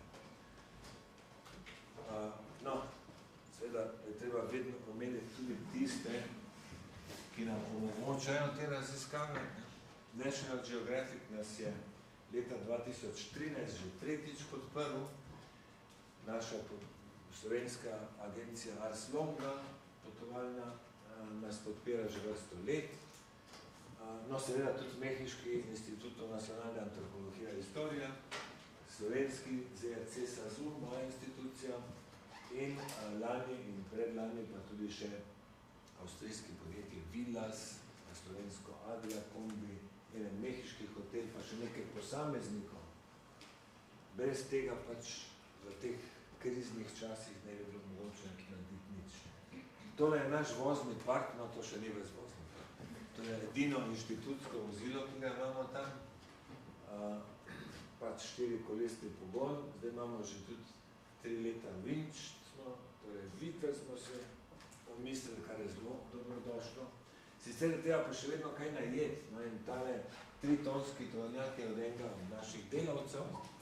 To so ravno Špuhilo pri natakanju pitne vode, ker pač gore je 1000-litrska cisterna, pa še 200-litrska soda za vodo, ker nikoli ne vemo, bomo vodo našli ali ne bomo, običajno in ne. Pa seveda vse te ostale treba tudi pripeljati, opremo, prehrano in to je tudi prevoz, kot vidite. Zdaj boste nekaj, kako pa mi to sploh najdemo? Torej, prve sezone smo seveda uporabljali še lokalne informatorje, tiste ljudi, ki so poznali svoje terene ki so nas peljali na ta najdišča. Zdaj, ko delamo že več let v biosferi, tam pa seveda tisti, ki so nekoč drvarali tam ali pa karkoli, so danes ali že mrtvi, ali pa že tako stari, da ne more več hoditi. Ne? Tako da nam edino ostane daljinsko zaznavanje. Pravno satelitske posnetke, ampak za najbolj zanesljive so se izkazale letalske fotografije, ki so na voljo. Za to območje 1:20.000, to so stereopari, ki gledamo s stereoskopom in seveda na njih vse večje ruševine štrlijo, ne, ker je pretiran tridimenzionalni učinek, čeprav je vse preraščeno, ampak se da to videti. V tem primeru, to je pa zdaj najdišče, ki smo ga leta 2013 odkrili, se pa celo kar tako vidi. Ne. Gre za 3 skupine, to je zahodna skupina, vzhodna skupina in še severovzhodna, ampak ta tu že brez stereoskopa vidite nepravilne oblike. Ne? In tole, kar se je izkazalo za en ogromen vodni rezervoar. Različna, drugačna vegetacija, poglobljena cona. No, to je sicer posnetek Landsat, satelitski posnetek. Tako da mi pa seveda na teh letalskih fotografijah vidimo tudi poti oziroma kolovoze, ki so danes zapuščeni, ampak so nekoč bili tam urabi. Ne? Leta 1989 je bil ta park biosfera razglašen kot zaščiteno območje, od takrat so te poti opuščene, ampak se na teh letalskih fotografijah še vidijo. Ne? Tako da mislim, da moramo najti nek star kolovoz, da se čim bolj lahko približamo najdišču z vozili, potem pa treba itak še vedno peš. Ne? No, v tem primeru smo štartali iz Špuhila, prišli do tiste točke, kjer smo opazili kolovoz in potem se začelo pa to. Ta trdo delo. To pa tisto, ko človek par tednov pozabi, da je študiral, samo še drvar, načeta, motorka. In tu so seveda konci, ki imajo zelo gosto vegetacijo, trnasto vegetacijo, slogi padajo, drevesa so tam začeli, in hitrost prodiranja je počasna. Mi smo za 16 km dali 3 tedne, da smo to ponovno odprli za vozilo. No, pa je bila ta cesta Slovenija taka, da je za tistih 16 km, že ko je bilo očiščeno, je bilo treba še 2 ure. Ja, spotoma se seveda utaborimo, zdaj imamo zadnje sezone že dodaten luksus, ko imamo kuharco. Ja, ker najprej smo delali kar sam, pa zvečer moramo nekaj oddelati, in pa še te tortilje mesto. Vse da nekaj delati, pa smo začeli prve. Večer je bila bolj nujno v bloku pa vziti. No, zdaj pa to mnogo, zdaj pa kuharca, ona to vse poskrbi. No, pa smo prišli tja do tega najdišča, torej do koder nas je pač pripeljal kolovoz, našli primerno mesto za tabor in šli seveda najprej pogledati to, ali je to res tako, kot zgleda na tej aerofotografiji. Ja, in ugotovili smo, da je celo večje, kot je izgledalo. Da bo torej treba biti tam celo sezono, če hočemo kaj narediti. Tako da smo postavili dober tabor, to je klasika, to je vedno pač viseče mreže, ker je veliko bolj komodka pa šotor. Šotore sicer postavimo, to je bolj za opremo, pa če je dež, ne drugače pa vroče, pa kolikor počistiš, vedno je kakšna korenina, pa kamen. Pa. Skratka, tole mreža je pa najbolj komod, je pa mreža za komarje, kuhna, ja, led, če to je bilo sorazmerno blizu civilizacije, tako smo lahko enkrat na teden je nekdo šel ven in po nabavkah, tudi za vodo je treba bilo. Tako da tudi let lahko prenesel, ampak prejšnje sezone smo bili tam 100 km, 8-10 ur vožnje od civilizacije in 3 tedne ni šel noben ven. In to je bilo tam, ja, da smo prišli ven, smo rekli, kako je tudi toplo pivo dobro. No in ulice naredimo tam za naše, za kuharco, pa celo en štedilnik so je naredili, zato da se ni treba skozi sklanjati. Pač iz lesenega ogrodja, pa zemljo gor.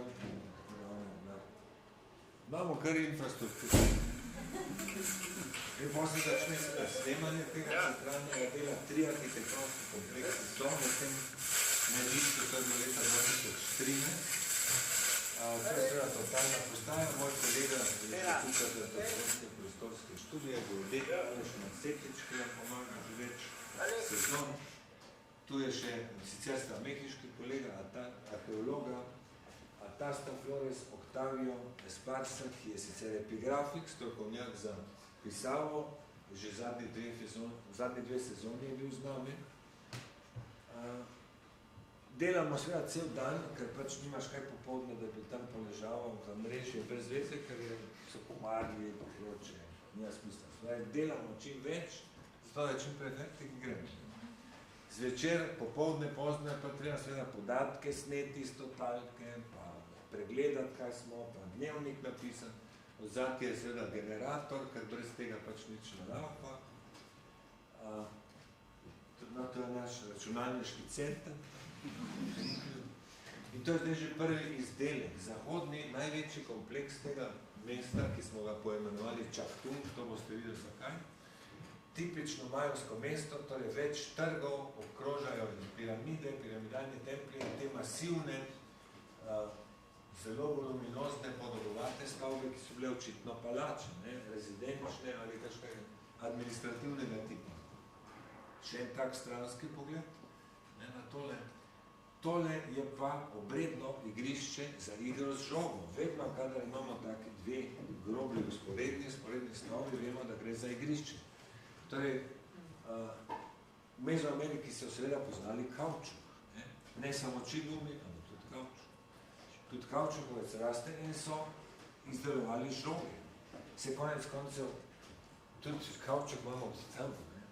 Ko je Kolumb prišel, mislim, Kolumb je bil čisti sebe, ko je prišel na Antilske otoke, pa videl, da se tam otroci igrajo, tapkajo neke žoge, ki celo poskakujejo. Ker v Evropi so imeli takrat žoge iz svinjskih mehurjev, pa iz cun, pa iz takih, to ni več poskakovalo. In ko je prišel v Mehiko Hernán Cortés, veliki osvajalec Mehike, je kar španskemu kralju na dvor poslal eno ekipo igralcev, da so mu pokazali te spremljanje. In te žoge so bile pa ne za napihen, ampak so bile masivne. To je bila polna guma. Tako da so tehtale tam 3 do 5 kil. Zato tudi vemo, zato ker se arheološko najdejo. In zdaj pri tej igri z žogo vemo, da so smeli odbijati samo z boki. Da bo z glavo tudi ne bilo zdravo. Če bi jo to degažiral, pa da bi jo prestrelil, bi jo sam najbolj enkrat z glavo. 5-kilsko žogo. No, to je recimo igrišče v Calakmulu, ki je že izkopano, 2 sporedni stavbi. Ne vemo točno, kakšna so bila pravila, ampak šlo je očitno dobesedno za glavo, zato ker vemo iz upodobitev, da je bil poraženec žrtovan praviloma z obglavljenjem. Kar je imelo seveda ritualni pomen, rodovitnost in tako naprej. No, to je zdaj drugi kompleks, jugovzhodni, malo manjši, ampak ima tudi častitljive stavbe. To je enosrednji trg, to so očitno glavni javni prostori, tu so pa neke manjše stavbe za elito. Mi seveda bolj naredimo tudi takele načrte, v tej obliki se objavi. Tu je bila recimo ta stavba povsem porušena, eno drevo je padlo, ki je pa s korenina potegnil cele kupe štuka, torej fragmentov štuka. Mi smo to, torej tam na terenu, mi smo nekaj najlepših pobrali in fotografirali, vidite, da je to vse bilo pobarvano. To so bile seveda fasade, prebarvane, torej prvič izoblikovane v štukaturah in potem to vse prebarvano. To si seveda samo približno zamišljeno, ampak to so bile seveda elitne, lepo okrašene stavbe. Še tretji kompleks, ta je najmanjši, ima pa tudi 20 metrov visoki piramidi. No in zdaj, če še enkrat pogledamo to letalsko fotografijo, bom zdaj dal čez te modele, tako da vidite, kje so. To je zdaj ta zahodni, to je zdaj že ta, ki ga je Aleš naredil, naš geodet. Tam je severovzhodni, to je jugovzhodni kompleks, povezana sta bila pa z avenijo, ta jugovzhodni in zahodni, katere ostanke smo tudi našli. Tam vidijo se 2 sporedni vrsti kamnov, ki se pojmo zgubijo, ampak je vodil pa ta avenija v pravo smer. To so tako imenovali sakbeji, torej tako kot druga mezoameriška ljudstva, niso poznali kolesa, oziroma poznali so ga, niso ga uporabljali. Več predmetov je bilo najdenih neke ritualne igrače, ki imajo na nogah koleščka, ampak niso imeli pa vozov. V praksi ga niso uporabljali ne za vozove, ne za lončarsko kolo. Ne? Zakaj? To je zdaj vprašanje. Eni pravijo zato, za vozove ne, ker ni bilo železa, zaradi gredi, ne? Ampak dobro, se tudi v neolitiku to barjansko kolo je leseno, ne? Mislim, mi, tako da ne vemo. Skratka, ali pa vlečnih živali ni bilo, kar spet, ne, imamo tudi rikše v Indiji, pa jih peš vlečejo. Skratka, ne vemo točno zakaj, ampak niso uporabljali kolesa. No, in tu je seveda tudi cela vrsta spomenikov. 20 stel in 15 oltarjev smo našli tu v Čaktunu, v zahodnej skupini in v vzhodni. Tu so v glavnem te okrogli cilindrični oltarji, večina teh je gladkih, neokrašenih, no tale celo počiva na teh 3 podstavkih, manjših cilindričnih kamnih. Več stel je gladkih ali pa preveč zlizanih, da bi se dalo karkoli razbrati, no ena je bila pa povsem edinstvena. Najprej smo videli seveda, da gre za datum, ki se ga, ker poznamo mehaniko koledarja, ga je mogoče rekonstruirati. Gre zopet za lep okrogel datum, ne, z ničlami na koncu, ki ustreza leto 751 našega štetja. Ampak kar nas je še bolj presenetno je, da so bili ti glifi izdelani v štuku.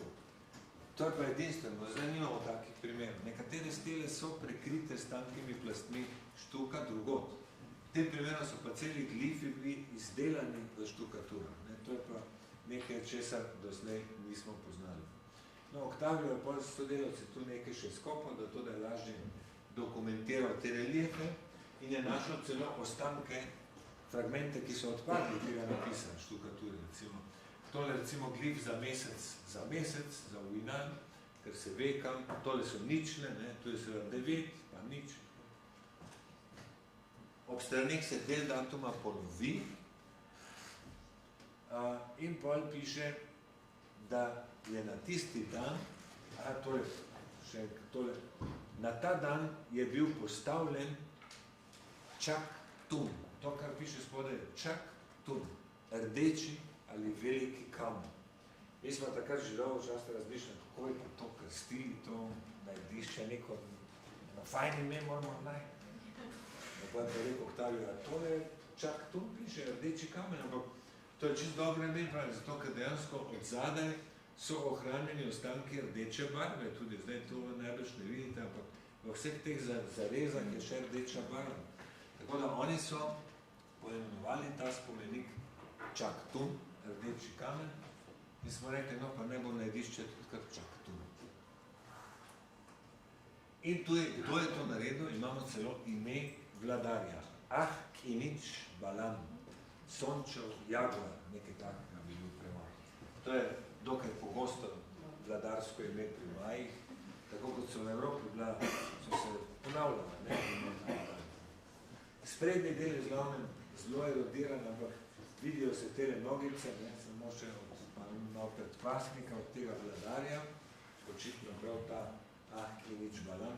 No in zaradi edinstvenosti te najdbe sem seveda moral obvestiti Mehiški institut nacionalne antropologije in historija in sem jih prosil, če pošljajo restauratorje, da ne bo to še naprej propadale te štukature, res so hitro reagirali, poslali restauratorsko ekipo, da so vse malo zadržali to propadanje, mi smo pa bolj to steno še prekrili s tako improvizirano streho.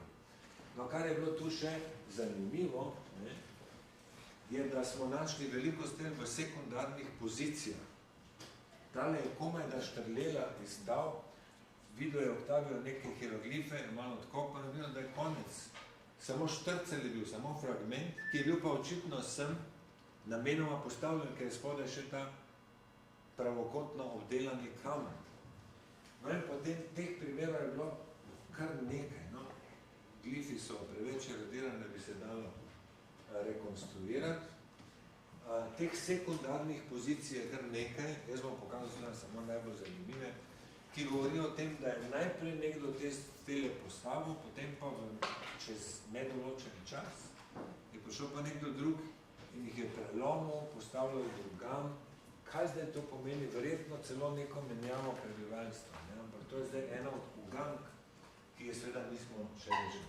Recimo, v tem igrišču za igro z žogo imamo fragmente stel, imamo fragment stele v enem vogalu.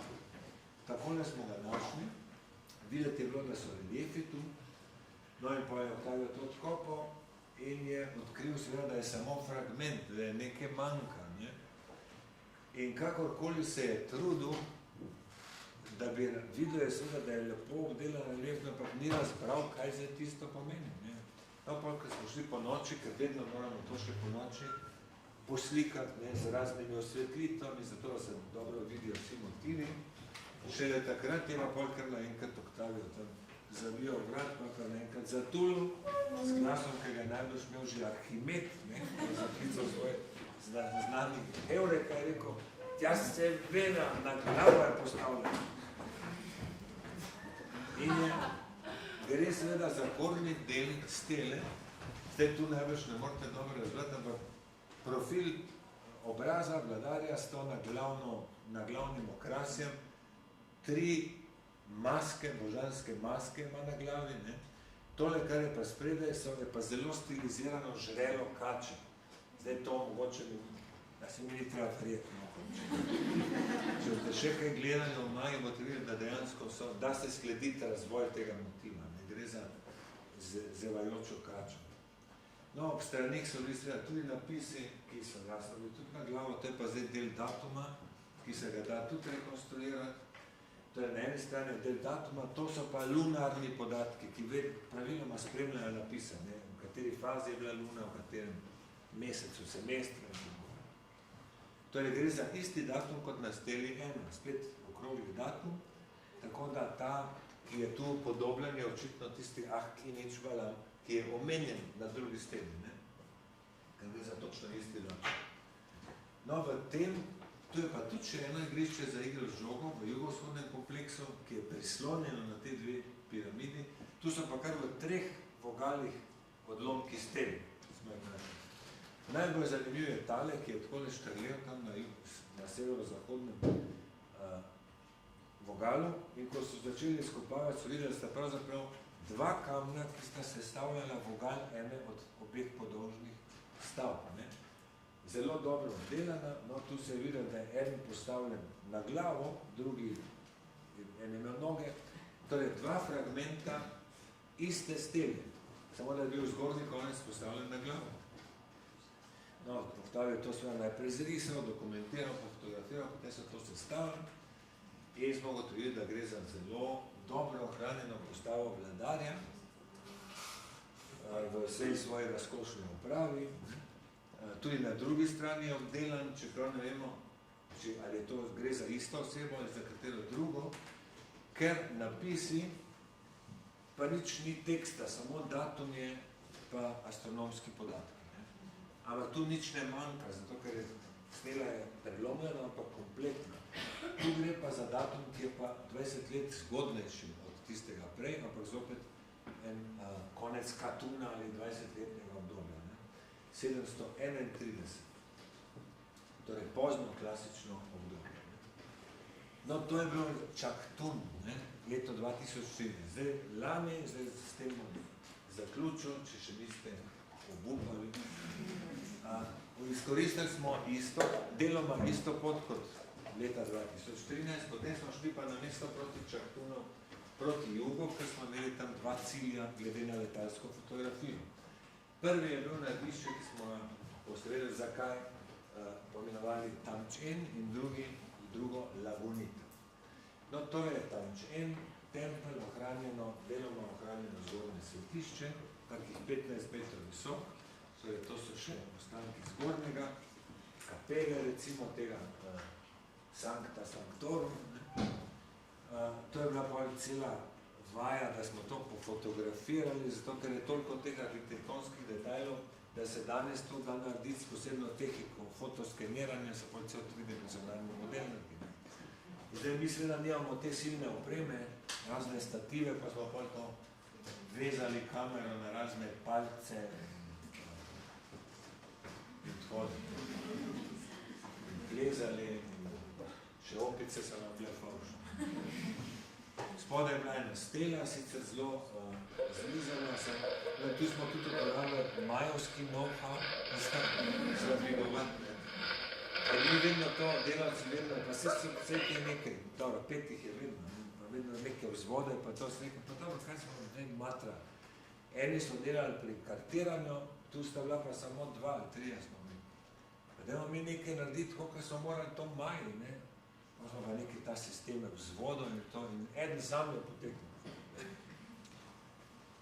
To je ena puščica, je bila še zraven, 2 glifa ohranjena, kartiranje zopet v tem šavju, največ je takega dela, davarskega. No in to sta že tudi, zdaj to še pa ni dokončni izdelek, to je bilo lani, mi še to obdelujemo. To je zdaj prvi model, kot vidite, zopet par trgov, podobovatih stav, ena trijarna skupina, kar je pa posebnost tega najdišča, so pa tele lukne tukaj, vidite. Več kot 30 čultunov ali podvodnih zbiralnikov za vodo. Zaradi problema z vodom so seveda maji delali orjaške zbiralnike, cisterne, kjer se zbira deževnico. Povsod pri hišah se pa najdejo v skalnato podlago izkopani vodnjaki oziroma cisterne zbiralniki za vodo, ki imajo cilindrično ustje, zgoraj imajo pa lahko še kakšno konstrukcijo kamnito, kot je v tem primeru. Ampak tu vidite, da gre za tako cevasto ustje, vkopano v skalu. Spodaj so bili nekateri v naših primerih povezani s tuneli. Nekoč so bili seveda ometani, danes noben ne drži vode. Lahko, da so jih uporabljali tudi kot shrambe, čeprav v tem našem primeru, tale, ki je vidite, je 13 metrov globok. Posta pa še 2, 12 in 11 metrov, pa še 10. To je bilo pa popolnoma neobičajno. Namreč teh čultunov je milijone, posod. Ker posod so seveda morali nekako zbirati vodo, spravljati hrano, ampak nikoli jih ni toliko v samem upravnem in religioznem središču mesta. Tam na glavnem trgu je bilo več kot 30. Poleg tega, v glavnem so globoki tam 4 do 6 metrov, mi smo pa kar do 13. Tako da smo rekli, ja, dobro, pa naj bo to najdišče tam čen, globoki vodnjak. To je zdaj tudi še spet ena uganka. V mojem niso imeli samo uporabno vlogo, ampak tudi malo ritualno, ker eni oltarji so tudi tam obležili. No, drugo najdišče je bilo pa najbližja točka na kolovozu, dokoda smo ga lahko odprli, je bila 4 km daleč. In tu smo seveda zdaj, ko smo prišli tja, je bil problem, kako bomo zdaj mi to, a se moramo zdaj utaboriti na 4 km daleč in potem vsak dan 4 km tja, pa 4 nazaj, pa totalka, pa stativ, pa voda. Mislim, to je, seveda se naredi, ampak gre veliko časa, napora. No, pa je pa eno delavcev rekel, ja, če bi pa imeli, situiramo s una quatrimoto, če bi imeli pa 4-kolesnik, to pa je super, se uprava biosfera ima in so šel tja direktno na episodo pol krva. Tako da, arheologi na quatrimoto, ATV. In pa smo mi prestavili ta tabor na notranjost in prenesli prevozili vso opremo, da se zadnjo dal za generator, za 100 kg. Pa še tega so, skoraj se ne. Še generator so privezali in to je bilo seveda veliko možno, in potem je to vsak dan, vodo sproti dolažen. Izsekali smo pot, čez to prosto mašinko nekaj drugo, kar je bilo seveda, vse je bilo polno reševino. Kot tistega centra danega, to je generator, tu so pa kamni, tu so neke terase, manjše groblje, in to ni se dalo izogati, korenine posod. Tako da je bilo to Jaz sem to tudi vozil, ne, in sem rekel, to vsak adrenalinski park je otroški vrtec. Zato, ker mi smo seveda izsekali ravno toliko, da je šlo tisto skozi, ne, ja, šparati treba energijo. In potem je treba paziti, ne, pri teh ovinkih, pa s kakšnimi škatlami od zadaj, da nisi vse skrb nekam zadev, pa stresel po tleh. Vsaka korenina, nekaj nabažeš ti, ja, rukne, ne, volan, potem te še na gas pritisne, še bolj skoči. No, ampak dodatna sreča je pa bila, da smo pa našli, to se je tudi videlo na aerofotografiji, in smo šli pogledati Aguada, torej to je jezerce, voda, Aguada se reče. In to je bilo dokaj velika, torej neizsušena, kar je pomenilo seveda, da smo imeli veliko manj skrbi s to dobavo vodne civilizacije. Tabor je bil 500 metrov daleč, te hlore smo dali in fante so celo trnke navali, tako da smo imeli celo med njim malo pomestren, ker so videli. Naša kuharca je bila tudi vesela. No, Lagunita. Tu je pa ena piramida, ki ima še opravljeno fasado, in tak piskar je tam ležal, no eno, so ga pustili plenilci in potem to glavno odkritje fasada, dobro ohranjena fasada v enem palaču, to je eno krilo in to je drugo krilo. To je še seveda takrat, ko smo prišli, še deloma prekrito, preraščeno. Ja, ko smo to, mi smo se seveda morali takoj ovekovečiti. Izkazalo se je namreč, da gre za, no tu, ko sem predvsem prišel, sem se pa spomnil, da mi je pred nekaj leti avstrijski kolega Karl Herbert Mayer, znameniti poznavalec Mayer tudi, mi je rekel, pa kaj ti skozi nekaj iščeš, tam nekaj. Daj ti najde take stvari, ki so bile že najdene, pa spet ne vemo, kje so. Mi je poslal podatke, rekel, ameriški arheolog Erik von Jung je našel tam v 70-ih letih nadišče Lagunita. Ni ga objavil, ampak jaz imam kopije njegovih risb, ki jih hrani muzej Peabody v Združenih državah, in je te risbe poslal. Se rekel, pa dobro, pa kje to je? On je tudi že 3krat probal do tja priti, pa nikoli. Seveda, ker podatke, ki jih je imel, so bili pa taki. Erik von Jung je šel iz nekega kraja, tam iz Bekana, tako sem kazal, je šel proti severu, 8 ur so jahali s konji, pa so prišli pa do nekega jezerca in pa še 3 ure in pa so prišli na dišče. In je rekel, ja, to je ne 15 km severno od Bekana, sem rekel, kaj, 15, približno, ne vemo, koliko je to 15, ali to 16, 17, ali 14, pa sever, kjer sever točno. Mi smo iskali že po izkušnjah, smo bili 900 metrov zraven najdišča oblazne piramide, pa nismo imeli pojma tam. Sem rekel, to je, s takimi podatki nam jaz nič našel, ne? No, pa do tega smo prišli na osnovi letalske fotografije. Jaz nisem vedel, da bo to, najdemo to fasado, pa gledam, to je pa nekaj podobnega, ko imam jaz ene risbe v računalniku, smo poslikali, zvečer pogledali računalnik, pa je pa to Lagunita. Tukaj je bil Erik von Jung. No in to je ta risba, del te fasade, ki je on naredil nekaj leta 77 ali 78, ki pa predstavlja odprto žrelo zemeljske pošasti. Torej, vhod je bil izdelan v obliki od zevajočega žrela zemeljske pošasti. Zdaj to mi mogoče spet ne boste verjeli, ampak bom vas prvo prepričal. To je zdaj samo en del, boste videli v živo, kako to zgleda. Je seveda stilizirano, ampak gre pravzaprav za nekakšen Picassovski pogled na to pošast. Iz 3 zornih kotov, istočasno, frontalno in še z obeh strani. To, kar vidite tu, so zobje. To je zdaj ta zevajoča maksila, zgornja čeljust, mandibule, spodne čeljusti ni videti, to je zdaj pogled iz profila in to je oko, tako volutasto oko je vedno značilno za božanstvo. In to je obrv, zdaj pa pogledamo in na drugi strani seveda isto, ampak tega on ni narisal. Zdaj pa pogledamo nekaj takih dobro ohranjenih primerkov. To je Čihana. Poglejte, frontalni pogled, oči, nos, zobje v zgornji čeljusti, to je zdaj frontalni pogled. Tu sta pa še oba stranska, ne? No, del frontalnega je seveda tudi ta spodnja čeljust, ne? Mandibula, ki ima tudi zobe, tako da je nekdo, ki je vstopil v tempelj, je pravzaprav hodil po jeziku, ne? In to sta zdaj stranska pogleda, zopet zobje, oko, zobje, oko, ne? Še en tak primer nerišča očop, zopet oči, frontalni pogled, spodnja čeljust, zob ni več ohranjen, tu so pa zopet dva stranska pogleda, ne?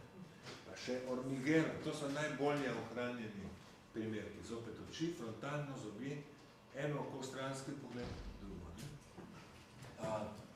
Mi imamo isto zadevo, samo da v našem primeru ni več preklade ohranjene, torej frontalnega pogleda zgornjih oči ni več, imamo pa ti dve, to je zdaj levo, ne, stransko oko, zobje, vsi ohranjeni, na desni strani prav tako, ne, oko, zobje spode in razni seveda geometrični okrasi in ponekod še štukatur oziroma omet ohranjen, ne, zelo dobro. Vidite, da so cele zaplate ometa, vse je bilo še ometano. In še del lesene preklade iz vrste sapote, iz tiste, ki čivumi dobivajo, ali pa silikote. Torej, to so zelo trajni lesovi. Ne? Sapote so ga najbolj obratali, ker ni najtrši les, je pa najbolj obstojen. Tako da je veliko preklad ohranjeni, ki so 1500 let stare, ne? Ki so še vedno tam. In ta je ali sapote, ali pa silikote. Dve vrsti takega dobrega lesa. No, na drugi strani je nekaj sob, ohranjeni teh obokanih, to je naša arhitektka, ki mi je lani sodelovala, Italijanka Ariana Campiani, ki sicer v Mehiki živi in je doktorirala, pravkar je to zdokumentirala. Zakaj ima ta maska zaradi netopeljev, ker v iztrebkih ena zoprna zadeva histoplazmozo povzročajo, ne? To je tako, lahko je smrtna pljučna bolezen, no, je edina. Ja, favne je bilo neverjetno veliko sršenov, ki jih uničijo na razne načine, lahko s kakšnim sprejem, s tistim, ki imajo zabarvati količke, ali pa kar z mačeto, oni so tako natančni, da s ploskim, pas. Ja, in seveda so nas pikali, ja. No, koralidjo, koralnica, tale kača, zelo lepa, ne? Trepotača, razne gosence. Ja, zgleda res kot božični dreveček, ampak drugače pa zelo strupena, če se teh vodic imaš hudo urtikarjo, ne? Zelo hudo alergijo povzroča. Automeris mecli, kako se na slovensko reče? Kaj pa zdaj zvečer, popolno, ko sem prišel, to je reči, da imamo Ljana, s tem startirami, pa seveda sproti gledate, kaj sta posnila, kaj manjka, kaj možno naslednjega. Ja, imamo tudi muska, če imamo generator na ljudi.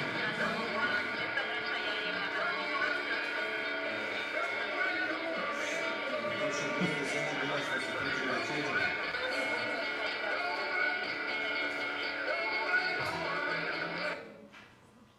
In to je zdaj prvi izdelek, nedokončen še, ne? Torej, 3 skupine, tu je ta naša fasada, tudi tu imamo igrišče za igro z žogo, tu je bilo več spomenikov in tu še ena skupina, ne? Več teh stel najdenih tudi, nekaj napisov je berljivih, so razmerno dobro ohranjeni, tudi tu so ostanke večje barve, Octavio pač dela skice, čeprav to po noči seveda vse tudi sfotografiramo z raznih kot. Pa spet take čudne zadeve, nenavadne, tega nismo nikoli prenašli, mislim, nikjer ne znanega. Oltarji so ponavadi cilindrični, valjasti, tu so pa taki žebljasti. 2 taka smo našli, torej najbrž gre za območje, ki pač doslej ni znano bilo in zaradi tega se pojavljajo take predstavljive zadeve. No, polje zadeva pa, ja, predstavljajo pa držav. Vedno se je zavlečo v Junija, žabe, pol imajo svojo fešto, skačijo vse posod. In ampak žal, da niso problemi. Problem je bil sam drž. To so bili zadnji dnevi, jaz sem moral iti v civilizacijo, ker sem moral iti podnar, zato da delavce izplačam. In lilo je 2 noči in 2 dni. Tako da nazaj grede, je bilo pa tako, da sem jaz nekako prišel, ti kolovozi so bili mati. Oni so že prihajali ven, so že zaparkirali, so na teh 4 polici. In pa seveda tak 3-tonski tovornjak, pa nimaš koliko izkora programa. Jaz smo z Vinčem speli, smo se nekaj povezali, odzvali smo se povezali vse te poplavne problemi, sem jaz prišli. Šlo je počasi, ampak je kar šlo. Dokler, enkrat sem opazil, da nekaj pa zdaj, pa slabo Vinč leče, ne? No, pa je pa nekaj cerkno bilo tam, se tudi več pošli. Se je mogoče pa to porabo, da je ta več, da baterija cerkno je. Zdaj, on je bil odzadaj, nismo mogli namerovati kable za tok, niso tok dolgi, ne. Kaj zdaj? Ja, sem rekel, zdaj pa edin vojska, če nam pomaga. Kako pa jih doklicati? Tokrat mi nismo imeli satelitskih telefonov, zato ker so tudi dragi, ne, najem, pa so razmerno blizu smo imeli. Ja, ampak tam ni signal, kam pa zdaj? Gaspar, edno delavce prva mila nazaj, na piramido, tamčena, gor pa je signal. Ja, medtem smo se zmenili, da pač predstavi baterijo iz 3-tonskega tovornjaka mojega, da pač gremo z mojim ven, dokler pridemo, dokler ne pride pomoč, kako pokličem komandanta v kasarno, poznala sva se že, ker se vedno javno, je rekel, ja, zdaj me ni v kasarni, ampak bom poklical, 2 hamerja imamo, ampak zdaj, ne vem, posod so poplave, mogoče drugod kaj delata. No, je rekel, bom interveniral. Ampak pokličite še majorja nisem dolgo. Rekel, no, prijeva nazaj, predstavimo, kar se lahko predstavilo v to mojo rdečo kamioneto, ne, ki je sicer pol prišla ven, ampak tale je pa ostala takole, ne. Tam, preden smo pa ven prišli, pa že po kolovozu blokirajo vojska, smo rekli, rešeni, Hammer, krasno. 3, sem rekel, vi 3 ostanite, da boste mi pomagali, ti ušpeljal šofer, ne. Ostale sem zapeljal ven, poprijem pa nazaj, enkrat zvečer, že na cesti, že šofer od Hammerja na 4 kolesi. A imaš dvigalko? Jaz grem v kasarno po dvigalko. Čakaj, kako Hammer, pa vojska, nimaš dvigalke, jaz imam 2. Rekel, upa, Vinč imaš, boš nas potegnil. Zdaj pa jaz, Hammer vlekel, nam pa gremo noter, ni bilo druge, pač grem noter, jaz seveda, je pa že padla noč, luči so slabo svetle, pa sem pa gotovil, ni bil problem baterija, ampak je bil alternator je crkven. Tako da smo pa najprej pridemo do vojske, smo morali mojo baterijo tam pred njih za napol, oni so pa tako letičali. Blato, nismo pa šli niti 2 kilometra. Tisto baterijo smo nekako napolnili, ampak ne dovolj, jaz mislim, Hammerja nekako mogel prestati. Ni se premaknil pri tej vleki. Jaz sem si vedno do tega trenutka sem mislil, Hammer je bil za njih ideal. To je pa vozilo, ki pride posod. Sem rekel, ba kaki? Moja Toyota je moč. Se niti enkrat ustavil. Pa avtomatik sem, mislim, to ni za čudno.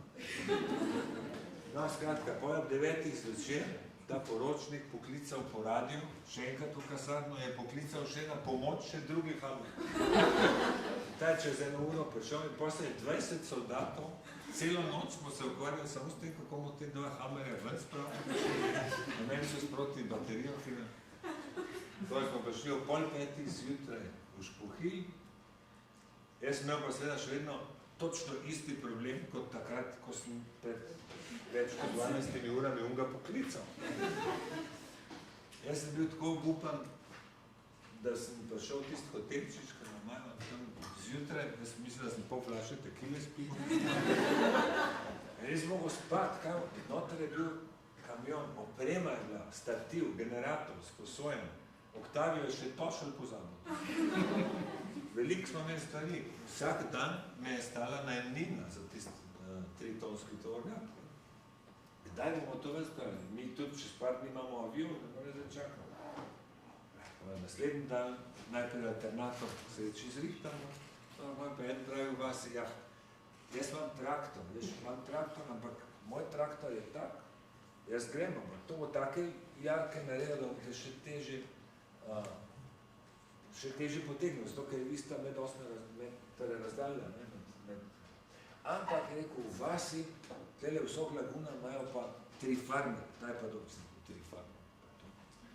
3 farme. No, to ne veste, kaj 3 farme. To je pa 3.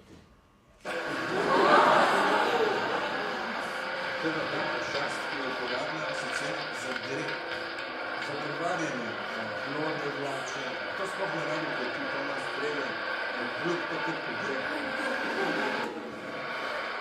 In jaz sem prosil, ko sem navezal, ma tudi zdrsnil.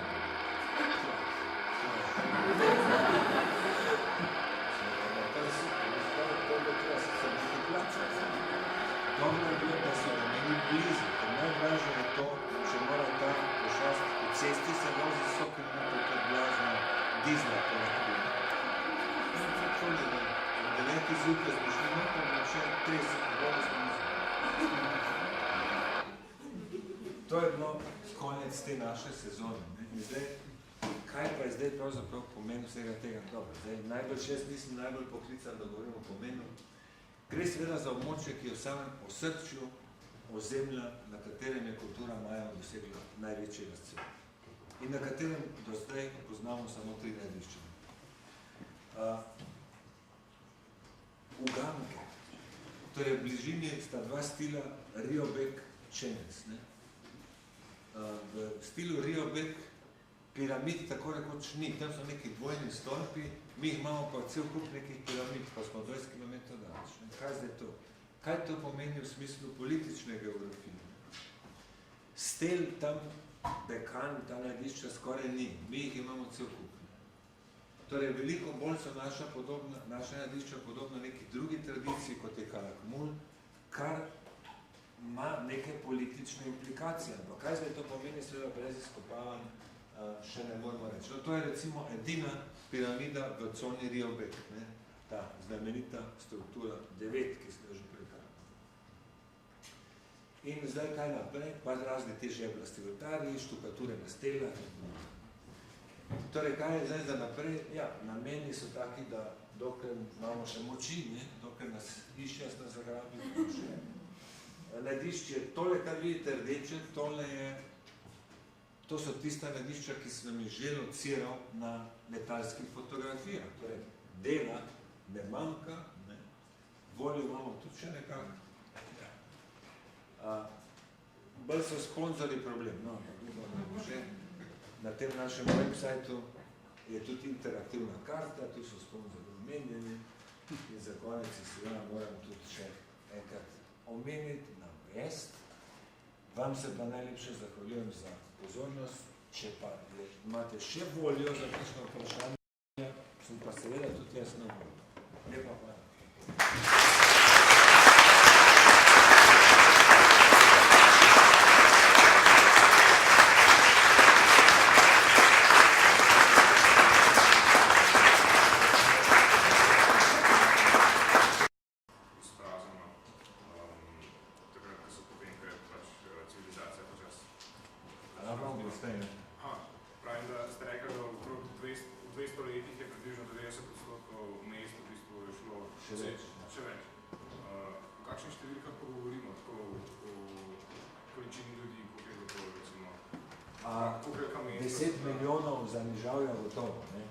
Čeprav se moram reči, da te demografske ocene so vedno problematične.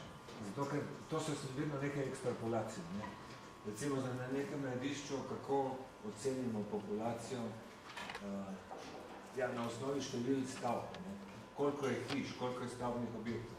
Pa se pa reče, ja, povečna familija, glede na etnografske podatke, je imela 5,3 članov, ne, to imamo bajt, ok, podložimo, a problem je, nekatere hiše se na površini ne vidi, ker niso posodmeri, ker niti temelj, ne. Drugi problem je kronologija. Niso vsi ostanki, ki vidimo, ki so bili istočasno poseliti. Tako da je to, te ocene so vedno problematične, ampak samo število najdiš, gre pa seveda v stotine, tako da to zdaj jasno je, da je bilo zelo gosto poseliti. Ali ne vem, kaj zdaj bo. Ja, to me zanima, da se pač... O točnih cifrah je zelo težko govoriti, oziroma jaz pa rad govorim, ker je vedno zelo hipotetично.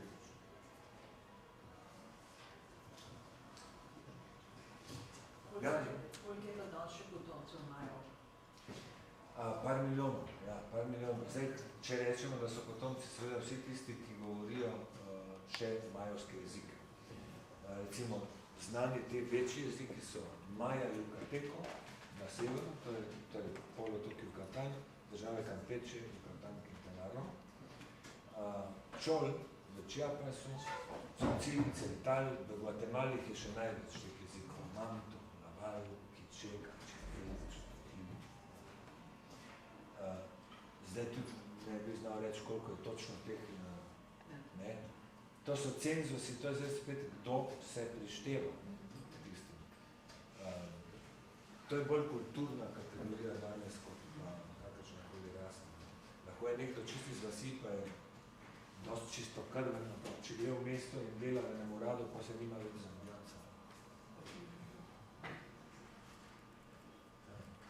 Te stele, ki ste jih omenjali, se to vse še tam nahaja ali je to do kakšnemu muzeju? Ne, mi to ne moramo. Prvič, brez izkopavanj mi zdaj to ne moramo kar iztrgati, ne. Mislim, vse kakšno stvar premaknemo, ampak jo damo pa nazaj, zato da je celoten kontekst se dokumentira šele pri izkopavanju, ko gre za res. Drugo pa seveda sama logistika, zdaj to predstavljate, važno, nima smisla. Mi smo 2 steli pred leti predstavili z najdišča, ampak spodaj v vasi, pa kakšne manjše kamne, ki so v bližini vasi, zato da jih ne izropajo. Ja. V teh primerih so se pa te zadeve bolj ali manj same ščitijo, zato ker je zelo težko dostopno.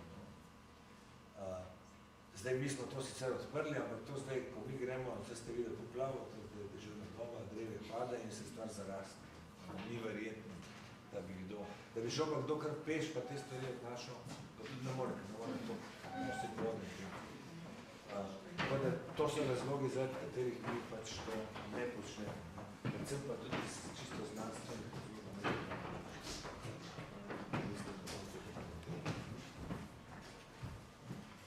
Si me permite una pregunta en español, señor Stites. Me llama la atención el trabajo de usted que tantos años dedicado a México. Por un lado es el amor que lo llama a México, ¿verdad? Y lo otro, dejar su propia tierra e irse a un país tan grande y hacer tantos descubrimientos. ¿Qué significa esto para usted como persona y como profesional?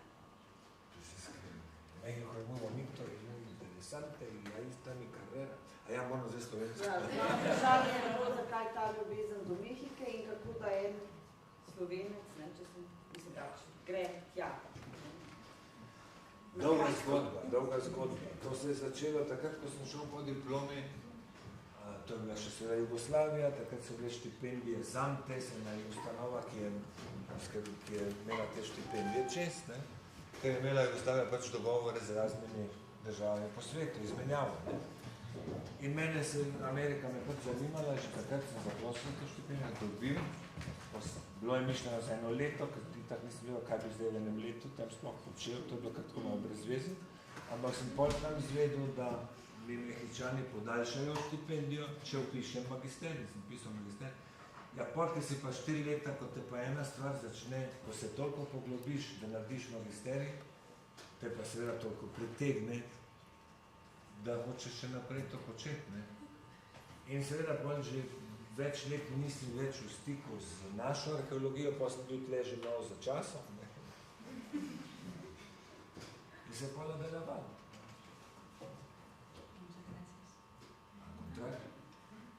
Mogoče še eno vprašanje, pardon, prosti.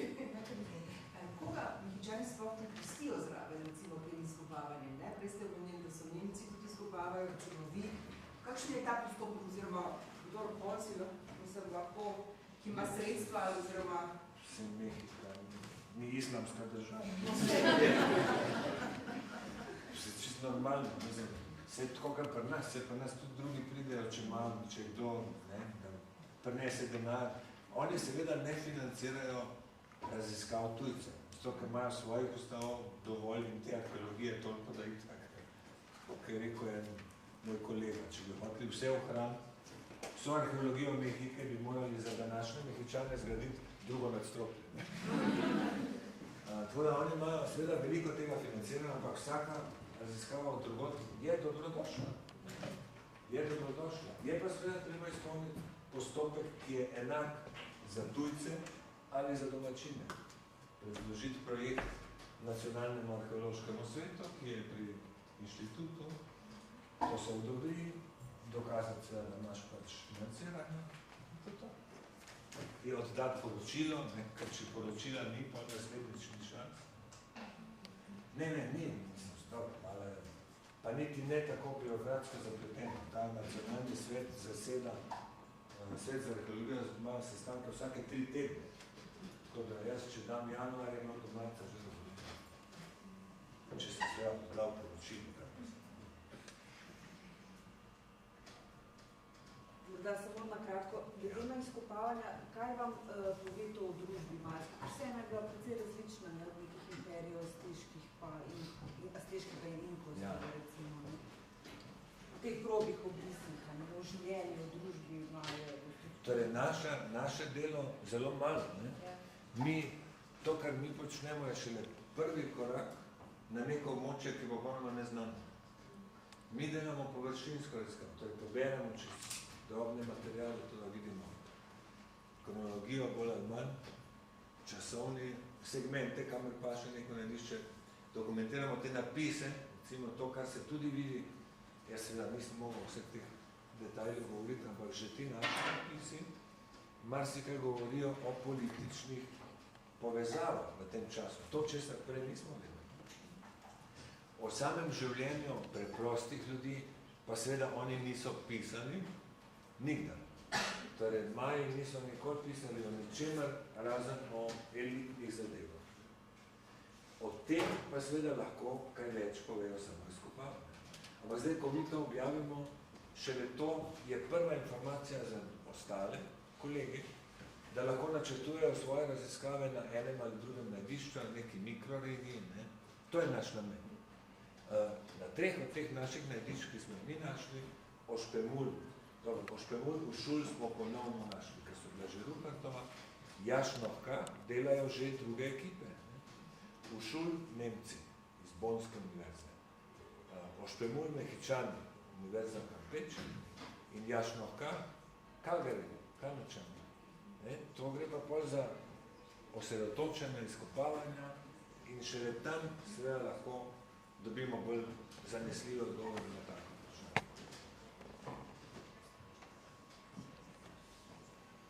Če ni več vprašanj, se dr. Šprajcu zahvaljujem in seveda vam tudi, da ste prišli poslušati. Hvala.